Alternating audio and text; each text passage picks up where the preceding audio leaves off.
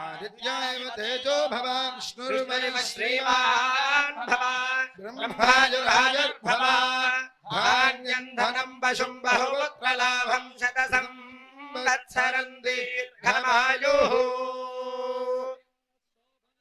भवानः कल्याणः धास्तु పరిపూర్ణ ఆయురారోగ్య సిద్ధిరస్తు.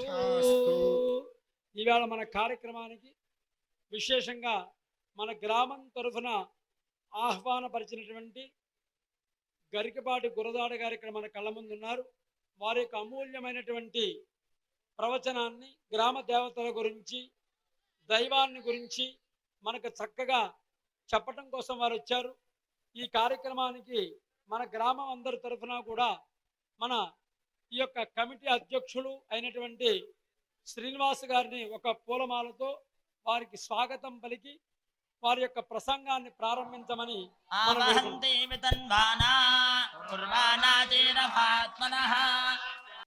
ఇక్కడ మనకి గత 5 ఏళ్ల క్రితం ఈ బ్రహ్మరాంబాదేవి ఆలయం మేము ప్రతిష్ఠ చేస్తున్నప్పుడు నాన్నగారు ఇచ్చేశారు. గరికపాటి నరసింహారావు గారు మా అందరి ఆహ్వానం మేరకు వారి అమూల్యమైనటువంటి ప్రవచనాన్ని అందించడమే కాకుండా మా యజ్ఞంలో కూడా ఒకరోజు ఆయన పాల్గొని చక్కగా అమ్మవారి ప్రతిష్టలో ఒక పూట మాతో గడిపారు. ఇవాళ వారి కుమారులు మీరు రావటం మా అందరికీ సంతోషదాయకం. గరికపాటి గురదాడ గారు చాలా మనం ఈ అందరికీ కూడా సుపరిచితులు, చాలామందికి తెలుసు ఈ ఊళ్ళో. అలాంటి వారు మన కమిటీ వారి ఆహ్వానం మేరకు విచ్చేసి ఉన్నారు కాబట్టి వారి యొక్క అమూల్యమైనటువంటి ప్రవచనాన్ని మనకు అందిస్తున్నారు. ఆచార్య దేవో భవ. నిన్ను నీవెరుగుమా నీవే దైవం బని విశ్వమంతకు చాటు వేద భూమి. నిన్ను నీవెరుగుమా నీవే దైవం బని విశ్వమంతకు చాటు వేద భూమి. ఆది విష్ణువునైన అవతారమెత్తించి కర్మఫలము సంగు కర్మభూమి. నిన్ను నీవెరుగుమా నీవే దైవం బని విశ్వమంతకు చాటు వేద భూమి. ఆది విష్ణువునైన అవతారమెత్తించి కర్మఫలము సంగు కర్మభూమి. గుడిపావురాలకై తొడకోసి ఇచ్చిన భూమీశులేలిన పుణ్యభూమి. కొల్లాయి గుడ్డతో కోటి శత్రుల గెల్చు జాతి పితనుగన్న జన్మభూమి. సహజముగా పండు నేలలు చాలగలిగి జీవధారలు ప్రవహించు చేవగలిగి బహుపురాతన సంస్కృతి ఖ్యాతి కలిగి ధరణికే గురువైనది నా భరత భూమి. భారతదేశానికి ఉన్న ప్రత్యేకత ఏమిటి అంటే భారతదేశంలో మనమందరం ఒక భాగం. మనమందరం భారతీయులం. మిగతా వ్యక్తిగత విషయాలు ఎలా ఉన్నా కూడా పైకి మనమందరం భారతీయులు. మిగిలిన దేశాలు, ప్రపంచంలో ఎన్నో దేశాలు ఉన్నా దశావతారాలు భగవంతుడు ఈ దేశంలోనే ఎత్తాడు. విష్ణుమూర్తి దశావతారాలు, ప్రధానమైన అవతారాలు 10. ఇంకా చాలా అవతారాలు ఉన్నాయి, సంక్షిప్తమైన అవతారాలు అన్నీ కూడా. కానీ ప్రధానమైన 10 అవతారాలు కూడా స్వామివారు భారతదేశంలోనే ఎత్తారు. ఇతర దేశాలన్నింటిలో కూడా భగవంతుడు అక్కడున్నాడు, ఎక్కడున్నాడు, చుట్టుపక్కల ఉన్నాడు, అక్కడికి వెళ్ళాలి, ఇక్కడికి వెళ్ళాలని చెబుతారు. కానీ నిన్ను నీవు తెలుసుకోవటమే దైవత్వం అని ప్రపంచానికి చెప్పిన ఏకైక దేశం ఏదైనా ఉంది అంటే అది భారతదేశం. అక్కడికి వెళ్ళాలి, ఇక్కడికి వెళ్ళాలని మన భారతదేశంలో ఏం చెప్పలా. నువ్వు ఎంతెంత తిరిగినా, ఎక్కడెక్కడికి వెళ్ళినా, ఎన్ని పుణ్యక్షేత్రాలు తిరిగినా, ఎన్ని తీర్థాలలో మునిగినా, ఎంత తిరిగినా అంతిమంగా నువ్వు తెలుసుకోవాల్సింది నీ లోపల ఉన్న భగవంతుణ్ణి నువ్వు తెలుసుకున్నావా లేదా. అది తెలుసుకోకపోతే మళ్ళీ ఇంకో జన్మ. ఆ జన్మలో మనిషిగా పుడతామో లేదో చెప్పలేము. ఈ జన్మలో మనిషిగా పుట్టడమే మనం పూర్వజన్మలో చేసుకున్న పుణ్యం. అది వీలయ్యే పని కాదు. ఒక కుక్కగానో నక్కగానో పుట్టుంటే, ఒక బల్లిగానో కీటకంగానో పుట్టుంటే ప్రవచనం చెప్పే అవకాశం ఉండదు, వినే అవకాశం ఉండదు, పుస్తకాలు చదివే అవకాశం ఉండదు, మాధ్యమాల రూపంలో వినే అవకాశం కూడా ఉండదు. అంటే మనిషి జన్మ అనేదే ఒక గొప్ప అదృష్టం. ఇంకా అందులో మళ్ళీ రకరకాల కులాలు ఇవన్నీ ఏమీ లేదు. ఈ కులాలు వర్గాలు ఇవన్నీ మనుషులు కల్పించుకున్నారు. మనుషులు దెబ్బలాడుకోకుండా ఉండలేరు. దెబ్బలాడుకోవటానికి ఏదో కారణం కావాలి కదా, అందుకని వాళ్ళకు వాళ్ళు కులాలు కల్పించుకున్నారు. నిజానికి ఐకమత్యంగా చెప్పాలంటే భారతీయులందరూ ఒకటే, అందరూ సమానం. సమానం అంటే ఒకళ్ళు ఎక్కువ కాదు, ఒకళ్ళు తక్కువ కాదు, అందరూ సమానం. అంటే మనిషి జన్మ ఎత్తినప్పుడు మనం తెలుసుకోవాల్సింది ఏమిటి అంటే అంతిమంగా భగవంతుడు మన లోపలే ఉన్నాడు. అది అంత తేలికగా అర్థమయ్యే విషయమా? చిన్నపిల్లలకైతే అసలే అర్థం అవ్వదు. ఒక్కొక్కసారి 70-80 ఏళ్ళు నిండిన పెద్దవాళ్ళకు కూడా అర్థం అవ్వటం కష్టమే. కానీ అర్థం కాని వాళ్ళు ఉన్నారా అంటే స్వామి వివేకానందుడికి 39 ఏళ్లకే అర్థమైంది. జగద్గురువుల ఆది శంకరాచార్యుల వారికి చక్కగా 12 ఏళ్లకే జ్ఞానోదయం అయిపోయింది. ఆయన 32 ఏళ్లకు జీవితం చాలించేశాడు. ఆయన చిన్నపిల్లవాడు ప్రహ్లాదుడికి గట్టిగా ఈ కుర్రాడంత వయస్సు ఉంటుంది, అతనికి కూడా బ్రహ్మజ్ఞానం అర్థమైపోయింది. అంటే ఇది వయస్సుకు సంబంధించిన విషయం కాదు, మన మన ఆసక్తికి సంబంధించిన విషయం. మనకు దాని మీద ఆసక్తి ఉందా లేదా? ఈరోజు 300 ఏళ్ల నాటి దేవాలయము అని నాకు పురోహితులు చెబుతూ ఉన్నారు. ఈ దేవాలయం మీరెంతో ప్రాణప్రదంగా నిర్మించుకున్న దేవాలయం 300 ఏళ్ల నాటిదని ఇప్పుడు మళ్ళీ పునఃప్రతిష్ఠ చేశాము అని నాకు చెప్పారు. 300 ఏళ్ల నాటి దేవాలయంలో అమ్మవారి విగ్రహాన్ని మీరు ప్రతిష్ఠ చేశారు మహాత్రిపుర సుందరి రూపంలో. మేము కాకినాడ వాళ్ళం, నేను కాకినాడలో పుట్టి పెరిగాను. అక్కడ అమ్మవారు బాలా త్రిపుర సుందరి, చిన్న అమ్మాయిలా ఉంటుంది అమ్మవారు. బాలా త్రిపుర సుందరి అనగానే మనకి మహానుభావులు అందరూ గుర్తుకు వస్తూ ఉంటారు. అమ్మవారు చిన్న ఆడపిల్ల రూపం దగ్గర నుంచి మహాకాళిక రూపం వరకు అన్ని రూపాలను దాల్చింది. మనకి స్త్రీమూర్తుల విగ్రహాలన్నింటినీ మనం గమనిస్తే ఒక్కొక్క విగ్రహానికి ఒక్కొక్క వయస్సు. ఎందుకు అన్ని రకాల వయస్సులు, అన్ని రకాల రూపాలు ఎందుకు అంటే ఇక్కడ ఎవరికైనా ఒక రూపం ఉందా? అందరికీ రకరకాల రూపాలు, రకరకాల ఆలోచనలు, రకరకాల మనస్తత్వాలు. ఏ ఇద్దరి మనస్తత్వం ఒకలా ఉండదు. ఊళ్ళో ఉన్నమాట అటు ఉంచండి, ఒక ఇంట్లోనే ఏకాభిప్రాయం సాధించడం చాలా కష్టం. భార్య ఒప్పుకుంటే భర్త ఒప్పుకోదు, భర్త ఒప్పుకుంటే భార్య ఒప్పుకోడు, ఇద్దరు ఒప్పుకుంటే పిల్లలు ఒప్పుకోరు, అందరూ ఒప్పుకుంటే అత్తామామ ఒప్పుకోకపోవచ్చు, వాళ్ళు కూడా ఒప్పుకుంటే అమ్మా నాన్న ఒప్పుకోకపోవచ్చు. ఇవన్నీ ఇప్పుడు ఉమ్మడి కుటుంబాలు ఉన్న రోజుల్లో ఇప్పుడు లేవు. ఈ ఊళ్ళో ఉన్నాయని నేను అనుకుంటున్నాను. ఇంతమంది కలిసి కూర్చున్నారు కాబట్టి అచ్చంపేటలో కలిసి కూర్చున్నారు కాబట్టి బహుశా ఉమ్మడి కుటుంబాలు ఉన్నాయేమో అని ఒక ఊహతో చెబుతున్నాను నేను. ఇప్పుడు లేవు. ఇప్పుడు మనుషులు తక్కువ, గదులు ఎక్కువ. ఇప్పుడు భారతదేశం బ్రతుకుతున్న విధానం ఏమిటాయి అంటే మనుషులు తక్కువ, గదులు ఎక్కువ. పూర్వకాలం రోజుల్లో గదులు తక్కువ, మనుషులు ఎక్కువ. అందుకని బంధాలు బాంధవ్యాలు చాలా బాగుండేవి. అండర్స్టాండింగ్, ఒకళ్ళకొకళ్ళ మధ్యలో చక్కటి సామరస్యత ఉండేది, సమరసత. వారిని మనం అర్థం చేసుకోవాలి, మనని వారిని అర్థం చేసుకోవాలి. అందుకని మన భారతీయ వ్యవస్థ ఉమ్మడి కుటుంబ వ్యవస్థ దగ్గర నుంచి ఇప్పుడు ఏకాకిగా మారిపోయే వ్యవస్థ వరకు వచ్చేసింది. 2 గదులలో ఉమ్మడి కుటుంబాలు ఉన్న రోజులు ఎక్కడ? 20 గదులు కట్టుకుని ఇద్దరే ఉంటున్న రోజులు ఎక్కడ? ఈ ఇద్దరికి మళ్ళీ ఒక ఇల్లు సరిపోదు, 4-5 ఇళ్ళు కొంటారు. ఇందులో ఎవరో ఉండరు, అత్తామామని పిలవరు, అమ్మా నాన్నని పిలవరు, బంధువులని పిలవరు, పిలిస్తే ఎప్పుడు వెళ్ళిపోతారా అని ఎదురు చూస్తూ ఉంటారు. మన భారతీయ వ్యవస్థ ఇది కాదు. మామూలుగా బంధువులు ఎప్పుడెప్పుడు వస్తారా అని ఎదురు చూస్తూ ఉండాలి మనం. కానీ ఇప్పుడు ఎప్పుడు వెళ్ళిపోతారా అని చూస్తున్నాం మనం. రాకపోతే మంచిది కదా అనుకుంటాం. ఇందులో అర్థం చేసుకోవడానికి అవకాశం ఎక్కడుందంటే దంపతులకి, ఈ తరం దంపతులకి ఒకరినొకరు అర్థం చేసుకోవాలి అనేది ఎప్పుడు జరుగుతుంది అంటే తనకొక భిన్నమైన ఆలోచన, నాకొక భిన్నమైన ఆలోచన ఉన్నప్పుడు మాత్రమే అర్థం చేసుకోవడానికి ఒక మార్గం ఏర్పడుతుంది. ఇద్దరు ఒకే ఆలోచన ధోరణి అనుకోండి, అర్థం చేసుకోవడానికి ఏమీ లేదు అక్కడ. వాళ్ళకి కావాల్సింది దొరకకపోతే ఇద్దరిలోనూ గొడవలు వచ్చేస్తాయి. మనకి సైన్స్ చదువుకున్న పిల్లలకు తెలుస్తుంది, north pole south pole attract అవుతాయి కానీ సౌత్ అట్రాక్ట్ కావు. భిన్న ధృవాలు ఆకర్షించుకుంటాయి ఎప్పుడైనా. మనం వివాహాల సంబంధాలు పెద్దవాళ్ళు చూసేటప్పుడు కాస్త వ్యతిరేక మనస్తత్వం ఉన్నవాళ్ళనే చూస్తా. అంటే ఈ అమ్మాయి అన్నింటికి పేచీ పెట్టే అమ్మాయి అనుకోండి, కాస్త అర్థం చేసుకునే అబ్బాయిని పట్టుకొస్తారు. ఎందుకంటే ఎలాగో పేచీ పెట్టక తప్పదు, పేచీ పెడుతుంది తప్పదు. అలా కాకుండా ఈ అమ్మాయి అర్థం చేసుకునే మనస్తత్వం అనుకోండి, ఆ అబ్బాయి కాస్త పేచీ కూరైనా కూడా తెచ్చుకుంటారు. ఒకళ్ళనొకళ్ళు అర్థం చేసుకునే ఆ వయస్సు ఉంటుంది. ఒక్కోసారి తల్లి కూడా చెప్పని మాట, తల్లి కూడా చెప్పినా వినని మాట ఈ అబ్బాయి పెళ్ళయ్యాక అమ్మాయి మాట చెబితే వినొచ్చును, అందుకే పెళ్లి చేయమన్నారు. మాట వినకపోతే పెళ్లి చేసేయమన్నారు. ఏదో వింటాడు, ఒక ఆలోచనలో, ఒక వ్యామోహంలో, ఒక ప్రేమలో ఆవిడ మాట వింటాడు. మొత్తం మీద మనకు మాట వింటమే కదా కావాల్సింది. విన్నాడు, ఎవరు చెబితే ఏముంది. ఆరోగ్యకరమైన పళ్ళు తినమన్నారు, తినలేదు. వేదిక మీద ఉండగానే చెబుతున్నా, మా అమ్మ చిన్నప్పుడు చాలా పళ్ళు తినమనేది, తినేవాడిని కాదు. ఇప్పుడు మా ఆవిడ పెడితే మాట్లాడకుండా తింటాను. మళ్ళీ ఎందుకు గొడవ, తినేస్తే అయిపోతుంది, మన మంచికే కదా, మన ఆరోగ్యం కోసమే చెబుతోంది కదా అనుకుంటా.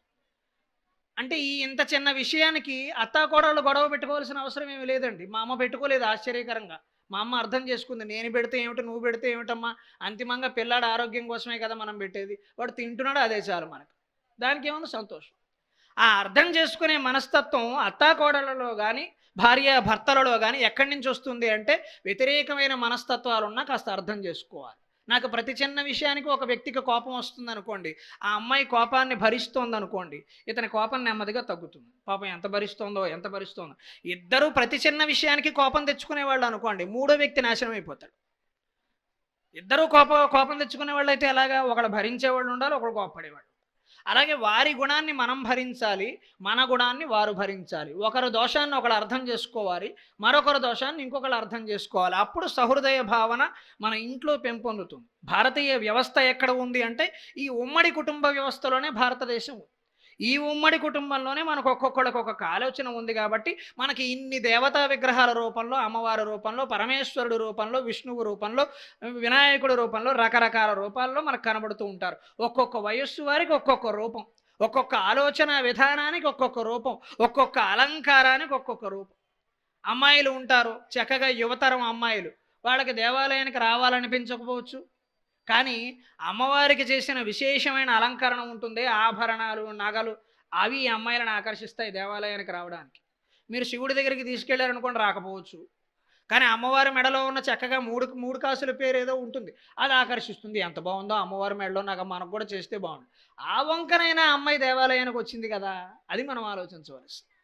ఏ కారణంగా పిల్లాన్ని తీసుకురావచ్చు. చిన్నపిల్లలు ఉంటారు, వాళ్ళకి ఆభరణాలు నచ్చవు, మరి వాళ్ళు దేవాలయానికి ఎందుకు వస్తారో, చివరిలో పెట్టే ప్రసాదం కోసం వస్తారు.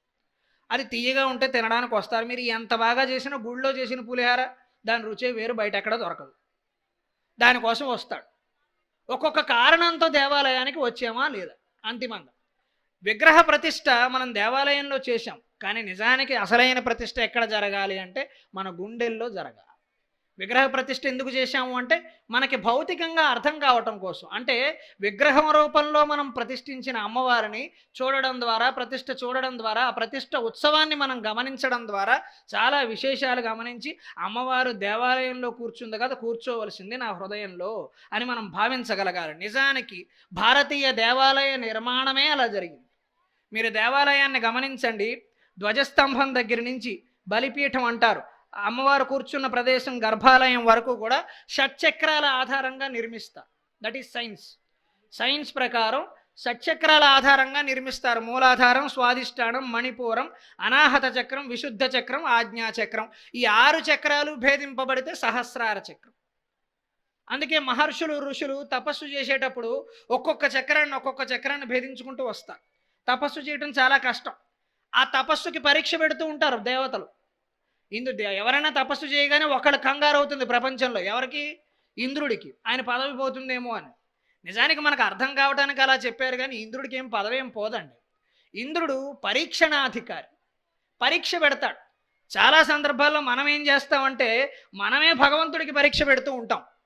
నిజానికి అధికారి జరగవలసింది భగవంతుడు మనకి పరీక్ష పెట్టాలి.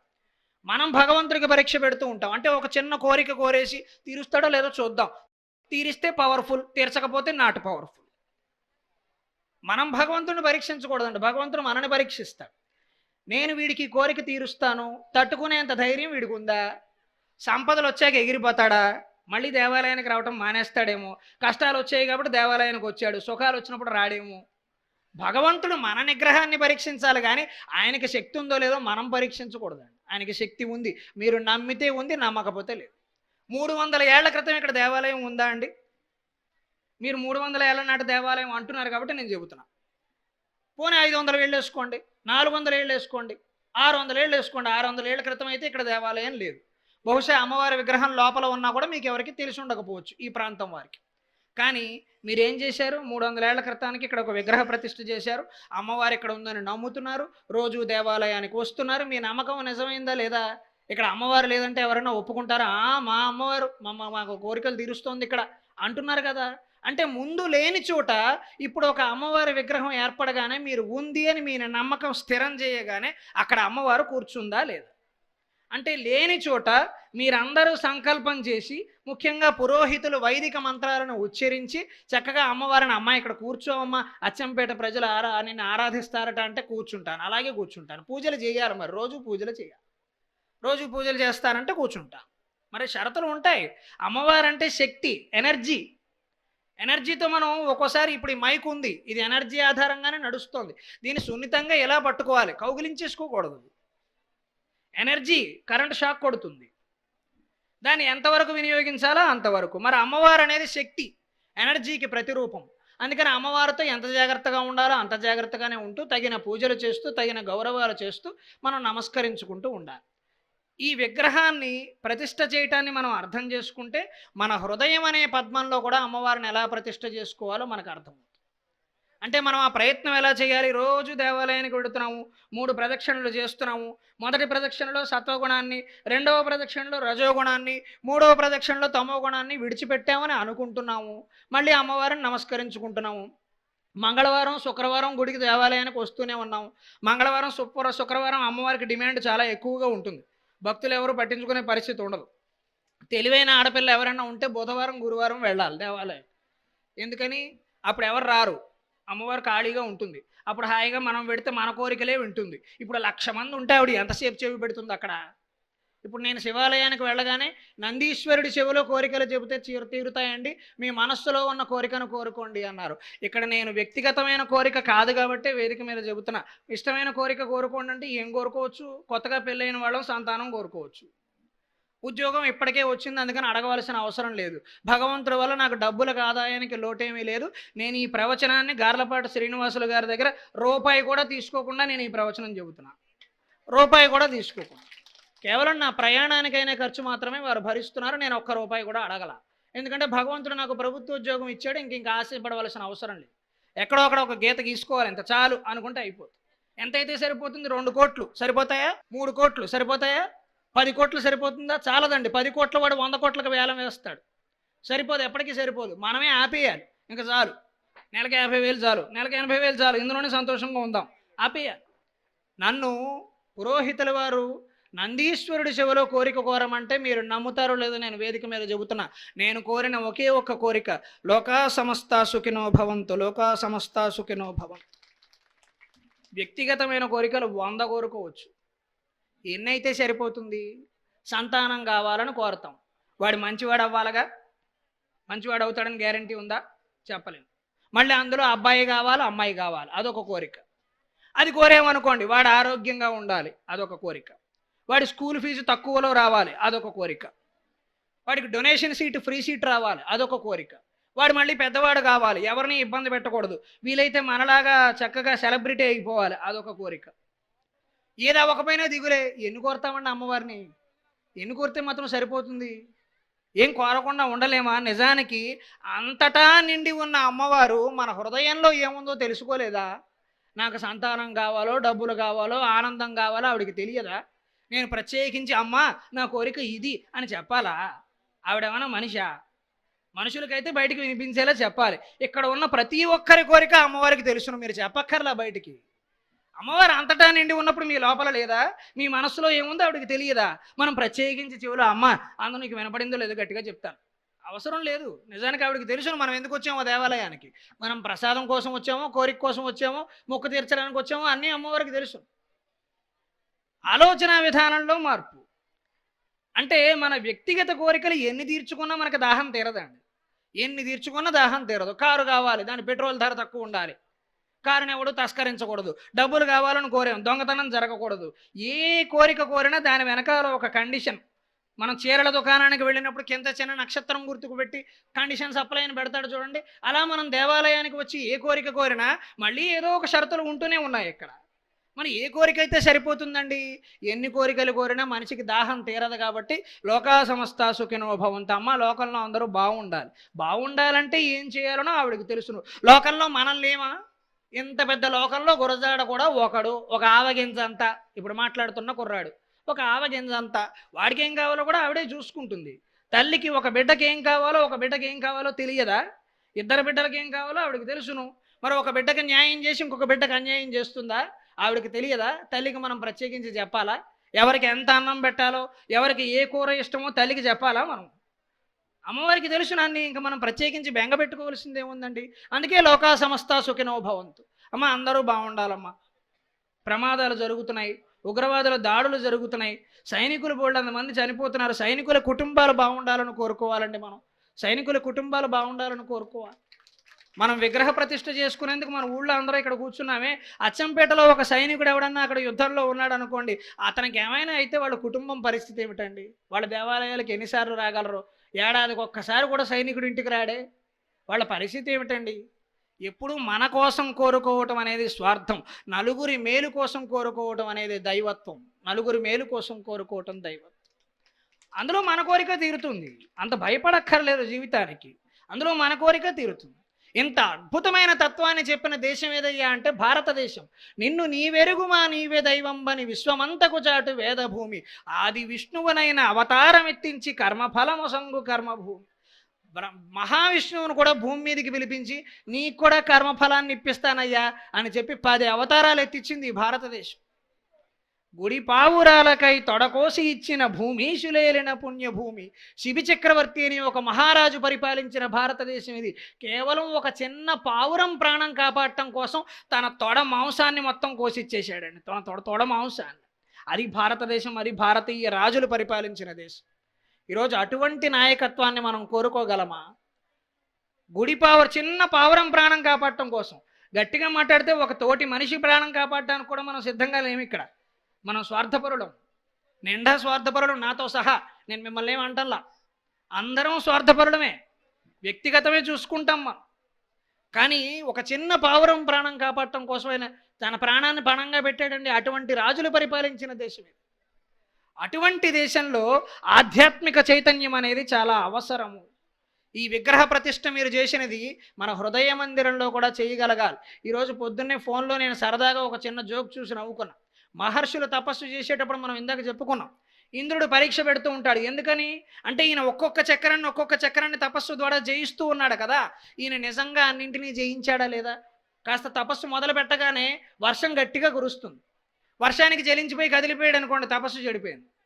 ఎండ గట్టిగా కాస్తుంది, సూర్యుడి దగ్గరికి వచ్చేస్తాడు, అయినా తట్టుకోవాలి. బాగా చలి పెడుతుంది, అయినా తట్టుకోవాలి. కామము, క్రోధము, లోభము, మోహము, మదము, మాత్సర్యము, అరిషడ్ వర్గాలు, 6గురిని జయించాలి. మనిషికి శత్రువులు ఎవరంటే నా శత్రువు హైదరాబాద్లో ఉన్నాడు, నా శత్రువు అనంతపురంలో ఉన్నాడు. లేదు, నీ శత్రువులందరూ లోపలే ఉన్నారు. హైదరాబాద్లో నీ శత్రువు ఉన్నాడని నీకు చెబుతున్నది ఎవరు? లోపల ఉన్న నీ మనస్సు. దానికి శత్రుత్వం అనే భావన పోగొట్టేస్తే హైదరాబాద్లో వాడు లేనట్టేగా, వాడు నీ ఫ్రెండ్ అని చెప్పేస్తే అయిపోయినట్టేగా. అరిషడ్ వర్గాలు అంటే కామము, క్రోధము, లోభము, మోహము, మదము, మాత్సర్యము, ఈ 6ంటిని జయించగలగా. కామము అంటే కోరికలను మనం జయించడం ఎలాగా? కోరికలు తీర్చుకుంటూ ఉంటే ఎప్పటికీ జయించలేము. ఈ ఒక్క కోరిక లేకపోయినా ఏం కాదు, ఈ ఒక్క సుఖం లేకపోయినా ఏం కాదు. ఈసారికి నేను సర్దుకుంటాను, పెద్దగా ఇబ్బంది పడము, ఈసారికి పర్వాలా, అవకాశం వచ్చినప్పుడు చూద్దాం, లేనప్పుడు లేదు. ఇలా అనుకోగలిగితే మనం కోరికలను జయించగలుగుతాం. ఇప్పుడు మనం దేవాలయంలో కోరే కోరికలు అటువంటివి. సుభాషితాలలో చెబుతాడు, ఒకచో నేలను బవ్వళించు, ఒకచోను పారుపు సజ్జపై, ఒకచో శాఖములారగించు, ఒక్కొక్క తరిన్ యోగ్యాంబర శ్రేణి, ఒకచో శాఖములారగించు, ఒకచోనుత్కృష్ట శల్యోదనంబు, ఒకచో బొంత ధరించు, ఒక్కొక్క తరిన్ యోగ్యాంబర శ్రేణి, లెక్కకురాని ఎడు కార్య సాధకుడు, దుఃఖంబున్ సుఖంబున్ మదిన్. కార్యసాధకుడు అమ్మవారి భక్తుడు ఎలా ఉంటాడయ్యా అంటే ఒకచో నేలను బవ్వళించు, ఒక్కోసారి నేల మీద పడుకుంటాడు, అవకాశం లేదు, పరుపు లేదు, దుప్పట్లు లేదు, దోమలు కొడతాయి, నేల మీద పడుకుంటాడు. ఒకచో నొప్పారుపు సజ్జపై, అవకాశం దొరికింది, ఒకరోజు వైభవం దొరికింది, బ్రహ్మాండమైన పరుపు ఉంది, చక్కగా సువాసన, చక్కని గాలి వీస్తోంది కిటికీలలోంచి. మనం ఏసీల్లోంచి తెచ్చుకునే కృత్రిమ గాలి కాదు, సహజమైన గాలి, కిటికీల్లోంచి వచ్చే చల్లటి గాలి వీస్తోంది, బ్రహ్మాండమైన పరుపు ఉంది, సుఖాన్ని అనుభవించే రోజు ఉంది, హాయిగా అనుభవించేస్తాడు ఆ రోజు. ఒకరోజు అనుభవించే అవకాశం లేదు, నేల మీద పడుకుంటాడు. పోన్లే అమ్మ, దానికే ఉంది. మనం అమ్మవారి ప్రసాదాన్ని స్వీకరిస్తాం. ఇంట్లో అమ్మ ఉప్మా పెట్టింది అనుకోండి, కొద్దిగా కింద పడిపోయింది అనుకోండి, ఏం చేస్తాం? కింద పడిపోయింది తినకూడదని పక్కన పడేస్తాం. కానీ గుళ్ళో అమ్మవారి ప్రసాదం పెట్టారనుకోండి, కింద పడిపోతుంటే మనకు కాళ్ళు చేతులు వణికిపోతాయి. అమ్మవారి ప్రసాదం కింద పడకూడదు, ప్రతి మెతుకు పవిత్రమే అని చెప్పి తీసుకుని నోట్లో వేసుకుంటున్నాం. అంతే తేలికగా అమ్మవారు సుఖాన్ని ఇచ్చినా దుఃఖాన్ని ఇచ్చినా మనం తీసుకోగలమా? అది అమ్మవారి ప్రసాదం కదా. అమ్మవారి ప్రసాదంలో ఉప్పు ఎక్కువైతే తినడం మానేశారా? కారం ఎక్కువైందని పక్కన పెట్టారా? ఏమైనా పర్వాలా, అమ్మవారి ప్రసాదం పడేయకూడదు. మన కోరిక తీరాలంటే ప్రసాదం తినేయాలి. మరి సుఖము దుఃఖము కూడా అంతే. అమ్మవారే సుఖం ఇచ్చింది, అమ్మవారే దుఃఖం ఇచ్చింది. దేవతల దుఃఖాలు కూడా ఇస్తారు, పరీక్ష పెట్టడం కోసం ఇస్తారు. పరీక్ష పెట్టడం కోసం ఇస్తారు. మీకు ఇప్పుడు ఒక చిన్న కష్టం వచ్చింది. ప్రతి వ్యక్తి జీవితంలో కష్టాలు ఉన్నాయి. ఇక్కడ కష్టాలు లేని వాళ్ళు చేయెత్తండి అంటే నాతో సహా ఎవరు ఎత్తలేరు. అందరికీ ఏవో కష్టాలు ఉన్నాయి, చిన్న చిన్న చికాకులు ఏవో ఒకటి ఉంటాయి. ప్రతిదానికి ఒక చికాకు ఉంటుంది. కానీ ఆ కష్టం మీ జీవితంలోకి వచ్చినప్పుడు మీరు నెమ్మదిగా దాన్ని ఎదుర్కొంటే దీని తర్వాత ఇంతకంటే కొంచెం వేరే కష్టం వచ్చింది అనుకోండి, అటువంటి మాదిరే. అంటే మనకి ఇప్పుడు ఏదో అనారోగ్య సమస్య వచ్చింది అనుకుందాం, రాకూడదు కానీ వచ్చిందని అనుకుందాం. అప్పుడు ఇంతకంటే ఇంకొక అనారోగ్య సమస్య ఒక ఏడాది తర్వాత వచ్చింది అనుకోండి, క్రితం ఏడాది కూడా ఇలాగే వచ్చింది, ఒక 3 నెలలు చాలా ఇబ్బంది పడ్డాను, అప్పుడు నేను చాలా నేర్చుకున్నానుగా, ఇప్పుడు అంత భయపడక్కర్లా, నేను ఈ రోగాన్ని నేను జయించగలను అనే ధైర్యం మీకు వచ్చిందా లేదా? ఒక ఆర్థికమైన కష్టం వచ్చింది, అప్పుల ఊబిలో ఒక కుటుంబం ఇరుక్కుపోయింది, బాగా అప్పులు అయిపోయినాయి, ఊరంతా ఆర్థికమైన కష్టం వచ్చింది. ఇంట్లో భార్య భర్త ఇద్దరు కూర్చుని అవును అప్పులు అయిపోయి ఏం చేద్దాం, ఖర్చులు తగ్గించుకుందాం, నేను షాపింగ్ మానేస్తాను, నువ్వు ఫ్రెండ్స్తో తిరగటం మానేయి అని చెప్పి ఇద్దరు ఒక ఒప్పందానికి వచ్చారు, ఖర్చులు తగ్గించుకున్నారు. ఖర్చులు తగ్గించుకోవడం కూడా ఆదాయ మార్గమే. ఆదాయం అంటే ఊరికే మన అకౌంట్లో పడక్కర్లా, మనం ఖర్చులు తగ్గించుకుంటే కూడా ఆదాయం పెరిగినట్టు. అందుకని ఖర్చులు తగ్గించుకున్నారు. వచ్చే ఏడాది ఇటువంటి కష్టం అయ్యి వస్తే ఏం చేస్తారు? అప్పుడు వెంటనే భార్య అంటుంది, ఏం కంగారు పడద్దండి, క్రితం ఏడాది ఇలాగే వచ్చింది, మనం తట్టుకున్నామా లేదా, బోల్డ్ ధైర్యం వచ్చింది కదా, ఇది కూడా దాటేస్తాం, ఏం పర్వాలేదు. మొదటిసారి భయపడినంత రెండోసారి భయపడలేదే. అంటే ఆ కష్టము ఒక మంచి అనుభవాన్ని, ఒక గొప్ప పాఠాన్ని మీకు నేర్పించిందా లేదా? అలాగే మన జీవితంలోకి దుఃఖాలు ఎందుకు వస్తాయి అంటే మనని పరీక్ష పెట్టడానికి. అన్నీ సుఖాలే ఇస్తే మనం సుఖాలకు విపరీతంగా పొంగిపోతాము, దుఃఖాలన్నింటికి విపరీతంగా కృంగిపోతాము. రెండూ ఉండకూడదు, రెండింటినీ జయించగలగా. అందుకే ఒకచో నేలను బవ్వళించును, ఒకచో నొప్పారు పూసజ్జపై, ఒకచో శాఖములారగించు, ఒకచోన ఉత్కృష్ట శైల్యోదనంబు. చక్కగా ఒక్కొక్కసారి గోదావరి జిల్లాలో భోజనాలు పెట్టినట్టు 30 రకాలు వేసి భోజనాలు పెడతారు. ఒక్కొక్కసారి గట్టిగా తినడానికి అరటిపండు కూడా దొరకదు. కానీ కార్యసాధకుడు అమ్మవారి భక్తుడు రెండింటినీ సమానంగానే తీసుకుంటాడు. అమ్మ ఈరోజు నీ యోగం వల్ల బ్రహ్మాండమైన భోజనం దొరికిందమ్మ, సంతోషం, తింటా. అమ్మ ఈరోజు నీకేదో కరుణ కలగలేదు, పర్వాలేదు, అరటిపండు ఇచ్చావు, అది మాత్రం నీ ప్రసాదం కదా, అది కూడా తినేస్తావు. ఒకచో నుత్కృష్ట శైల్యోదనంబు, ఒకచో బొంత ధరించు, ఒక్కొక్క ధరిని యోగ్యాంబర శ్రేణి.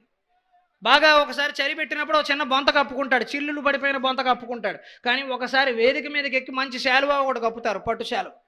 ఒక్కొక్క రోజు అంటే ఒకరోజు సన్మానం జరిగింది, ఒకరోజు అవమానం జరిగింది. సన్మానం జరిగిన రోజు మనం అమ్మవారికి చాలా మొక్కేస్తాం. మనం అబ్బా అమ్మ నా కోరికలన్నీ తీరిపోయామ్మా, నేను రోజు ఇలాగే ఉండాలమ్మా, ఇంతే సంతోషంగా ఉండాలమ్మా, ఎప్పుడూ అందరూ నన్ను గౌరవిస్తూ ఉండాలమ్మా అనుకుంటాం మనం. మరుసటి రోజు ఏదైనా అవమానం జరిగింది అనుకోండి, ఏంటమ్మా ఇలా చేసేసావా, అన్నీ ఆవిడేం చెయ్యలా. కొన్ని చాలాసార్లు వ్యక్తిగతంగా మనమే కల్పించుకుంటాం, కొన్ని అవమానాలు మనమే కోరి తెచ్చుకుంటాం. ఎందుకు? ఎక్కువ ఆశపడతామ్మా.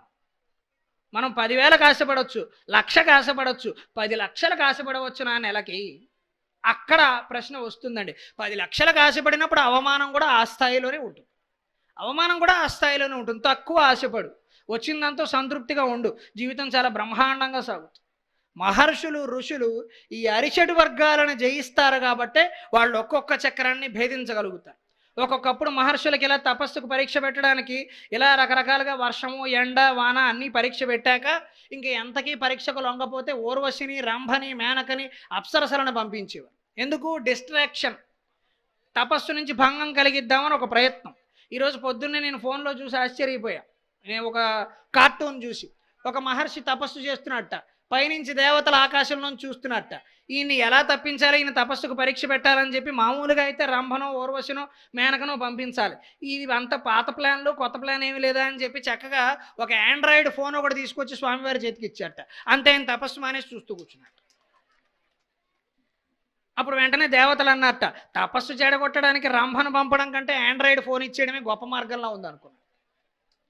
బ్రహ్మాండమైన కార్టూన్ నేను ఇవాళ చదివి అరగంట నవ్వుకున్నాను. ఎంత తెలివైంది నిజంగా. ఈరోజు మీరు చెబితే నమ్మరండి, మన ఎదురుగా అప్సరస ఉన్నా కూడా మన దృష్టి మాత్రం మన ఫోన్ మీదే ఉంటుంది. అప్సరస ఉన్నా కూడా మన దృష్టి మన ఫోన్ మీదే. మనం ఎంతో ఇష్టపడి పెళ్లి చేసుకున్న భార్య, మనం ఎంతో ఇష్టపడి పెళ్లి చేసుకున్న భర్త మన కళ్ళ ముందే ఉండి కబుర్లు చెబుతూ ఉంటే అంత అయిపోతుందా? ఎప్పటికైనా తీసిన కొద్దీ రాగుతూనే ఉంటుంది తప్ప అవదు. మీరు స్క్రోల్ చేసిన కొద్దీ ఫేస్బుక్, ఇన్స్టాగ్రామ్, యూట్యూబ్ మీరు ఏమైనా చూడండి, అది అవ్వదు. అనంతం. ఆకాశం ఎంత పైకి ఉందో ఫోన్ అంత లోపలికి ఉంది, అంటున్న కొద్దీ వస్తూనే ఉంటుంది. కొన్ని పరిస్థితులలో మేము కూడా ఉద్యోగరీత్యా సమస్యలు పడుతున్నాం. ఉద్యోగం వాళ్ళు ఏదో సందేశం పంపుతారని దానికోసం చూస్తాం, పక్కన ఇంకేదో ఆకర్షణీయంగా ఉంటుంది, సమయం గడిచిపోతూ ఉంటుంది. ఈ ఫోన్ నిజానికి ఎందుకు పుట్టిందండి? దూరంగా ఉన్న అమ్మని దూరంగా ఉన్న అమ్మాయిని కలపడానికి పుట్టింది. కానీ చేస్తున్నది ఏంటండి? దగ్గరగా ఉన్న అమ్మాయికి దగ్గరగా ఉన్న అబ్బాయికి చిచ్చు పెట్టేస్తాం. ఫోన్ ఎందుకు పుట్టింది? ఎక్కడో ఉన్నవాడు మనతో మాట్లాడటానికి పుట్టింది. ఎక్కడ వీడియో కాలు పోని సంతోషం, అది కూడా సంతోషమే. ఎక్కడో ఉన్న సైనికుడు ఒకడు ఉన్నాడు పాపం, కాశ్మీర్లో ఉన్నాడు, వాళ్ళు ఆమెను చూడాలనుకుంటాడు, చూస్తే అదొక సంతృప్తి, అందుకోసం వీడియో కాల్ పుట్టింది. ఈ ఆశ్చర్యం ఏమిటంటే ఇప్పుడు మీరు బండి నడిపే వాళ్ళని చూడండి, బళ్ళు నడిపే వాళ్ళని, కారు నడిపే వాళ్ళని, రోడ్డు మీద 100 మంది ఉంటే 90 మంది ఫోన్ చూస్తూ ఉంటారు. 90 మంది ఫోన్ మాట్లాడుతూ అన్నా ఉంటారు, చూస్తూ అన్నా ఉంటారు. ఫోన్ మనం బండి మీద నడిపేటప్పుడు వదలం, బాత్రూమ్కి వెళ్ళేటప్పుడు వదలం, పడక గదిలో వదలం, స్నానాల గదిలో వదలం, ఇంకెక్కడ వదులుతామండి దాన్ని?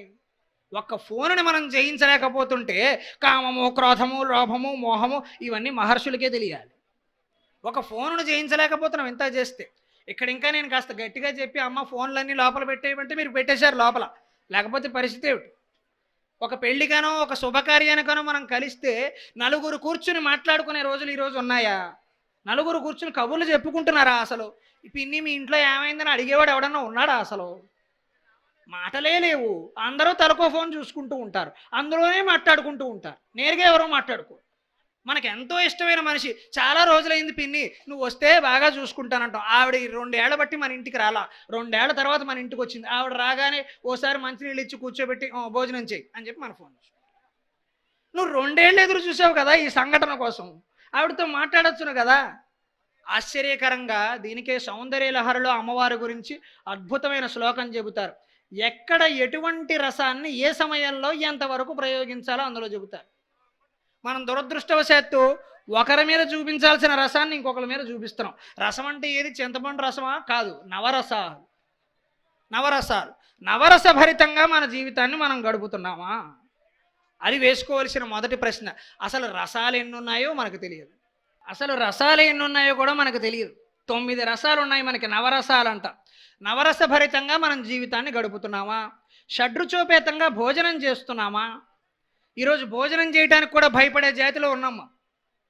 భోజనం చేయడానికి భయపడుతున్నాం, కడుపు నిండా తినడానికి భయం. ఎందుకు? లావైపోతామని. లావైపోతే ఏమిటైపోతుంది? ఏమిటి నష్టం? ఎందుకు తినకూడదండి? భారతీయులు ఎలా తయారయ్యారండి అసలు? ఆశ్చర్యకరంగా మనం చూస్తూ ఉంటాం, చాలామంది చెబుతూ ఉంటారు. మనం షడ్రుచోపేతంగా వండుకున్న గారెలు, బూర్లు, పులిహోర, బొబ్బట్లు ఇవన్నీ మనం మేకలకి, ఆవులకి పెట్టేసి అవి తినే ఆకులు మనం తినాలా?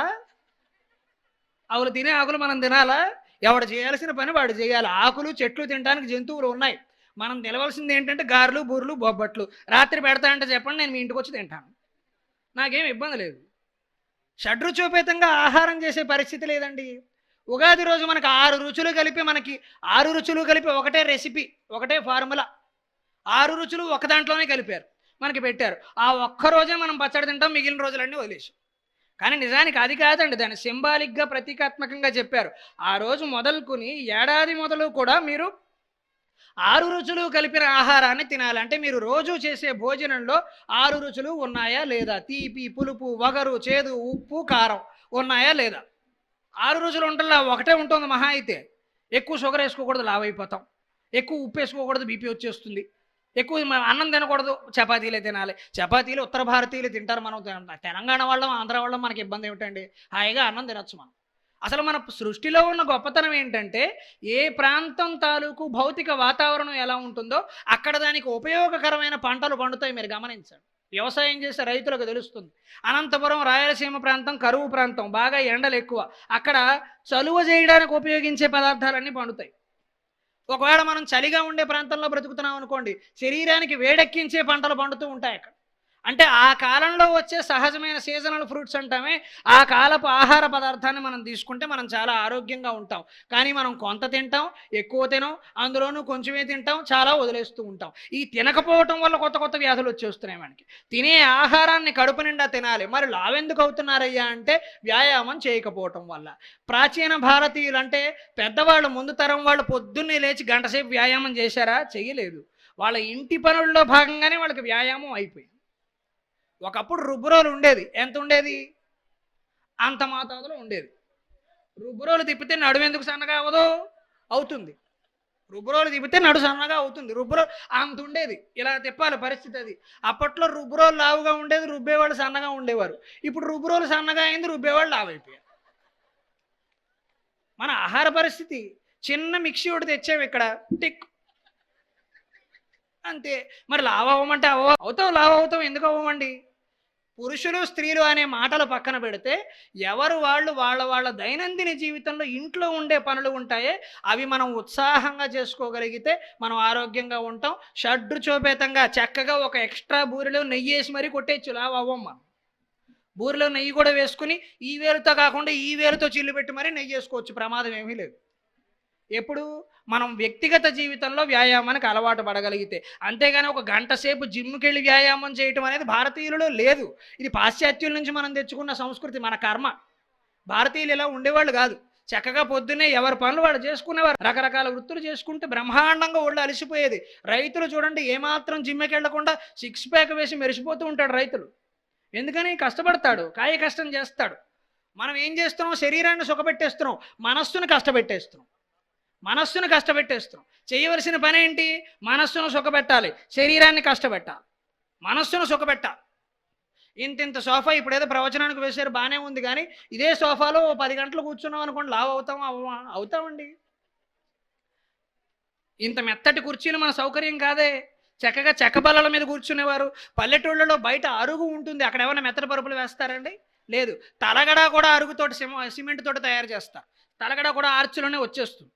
అలా పడుకున్నప్పుడు ఏ రోగమో రాలేదే. మనుషులు గుణపాళ్ళలాగా 100 ఏళ్ళు 120 ఏళ్ళు బతికారే. ఇప్పుడు మెత్తటి సోఫాలు చక్కగా ఏసీ, ఒక్క క్షణం ఊపిరాడకపోతే అమ్మో నాకు గాలట్లేదు, ఏసీ ఆన్ చేయండి అనేస్తున్నామే. అంటే మనం వ్యక్తిగతంగా బలహీన పడిపోయాం ఆరోగ్యంగా ఉండటంలా.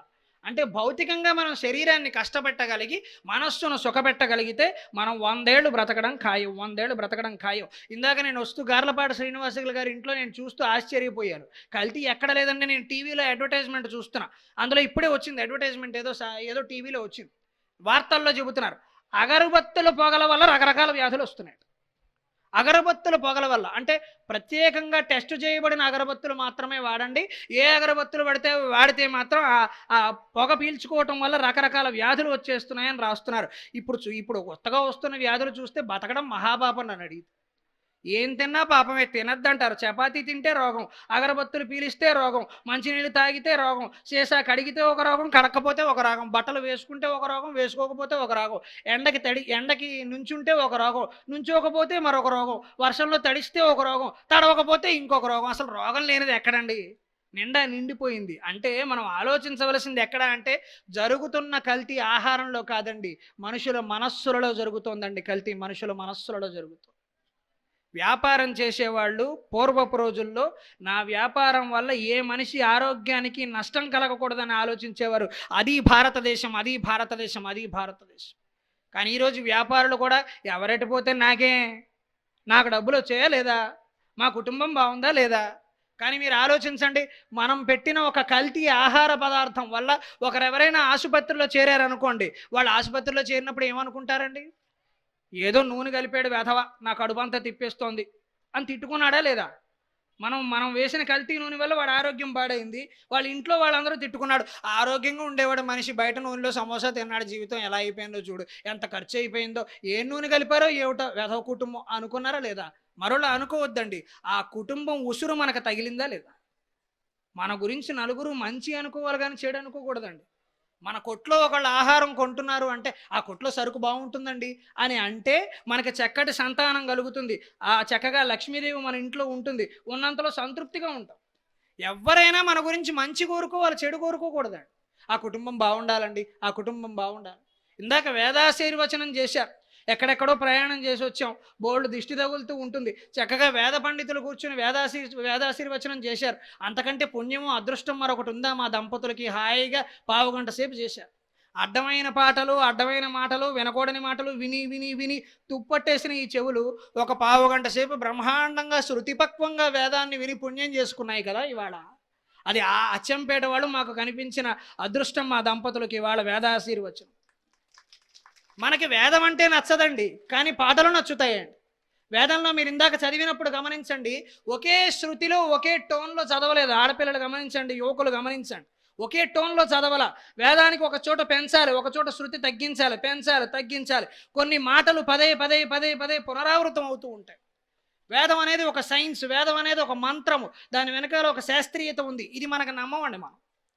మీరు తిరువనంతపురంలో దేవాలయం, తిరువనంతపురం మీకు తెలుసు కదా, ఆ మధ్య నేలమాడిగలు తెరిచారు, మీకు తెలుసు కదా. అందులో అపారమైన ధనరాశులు ఉన్నాయని, భారతదేశాన్ని కాపాడగలిగిన ధనరాశులు ఉన్నాయని అందులో చెబుతూ ఉన్నారు తిరువనంతపురంలో. అందులో ఒక గదికి గొళ్ళెం లేదు, చిడత లేదు, తలుపు మాత్రమే ఉంది, తెరవడానికి ఏమీ లేవు అడ్డంగా.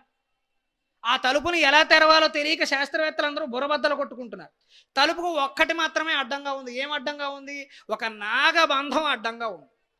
తలుపు మీద ఒక నాగబంధం అడ్డంగా ఉంది. గొళ్ళెం లేదు, గొళ్ళెం ఉంటే గొళ్ళెం తీయచ్చు, తాళం ఉంటే తాళం తీయచ్చు, తీయడానికి అవకాశం లేకపోతే బద్దలు కొట్టచ్చు. నాగబంధం ఉన్న తలుపుని ఏం చేయాలండి? ఆశ్చర్యం ఏమిటో తెలుసా? మీరు చెబితే నమ్ముతారో లేదో. నాగబంధానికి విరుగుడు ఏమిటయ్యా అంటే గారుడ మంత్రం. గ్రద్ద పాముని తీసుకుంటుంది కదా ఆహారానిగా, గ్రద్ద పాము శత్రువులు కదా. అందుకని ఆ నాగబంధం విడిపోవాలంటే గారుడ మంత్రాన్ని చదవాలి. గారుడ మంత్రం చదివితే తలుపులు ఎలా తెరుచుకుంటాయండి? మనుషులు ఇది నమ్మరండి. కానీ నేను ఫోన్లో హే సిరి అన్లాక్ యువర్ సెల్ఫ్ అంటే నమ్ముతాడు. వాయిస్తో నీ ఫోన్ అన్లాక్ అయినప్పుడు వాయిస్తో దేవాలయం తలుపులు తెరుచుకోవా మిత్రమా? ఆలోచించాలి కదా. భారతీయ టెక్నాలజీ, భారతీయ సాంకేతికత ఏ రోజులలో ఉంది?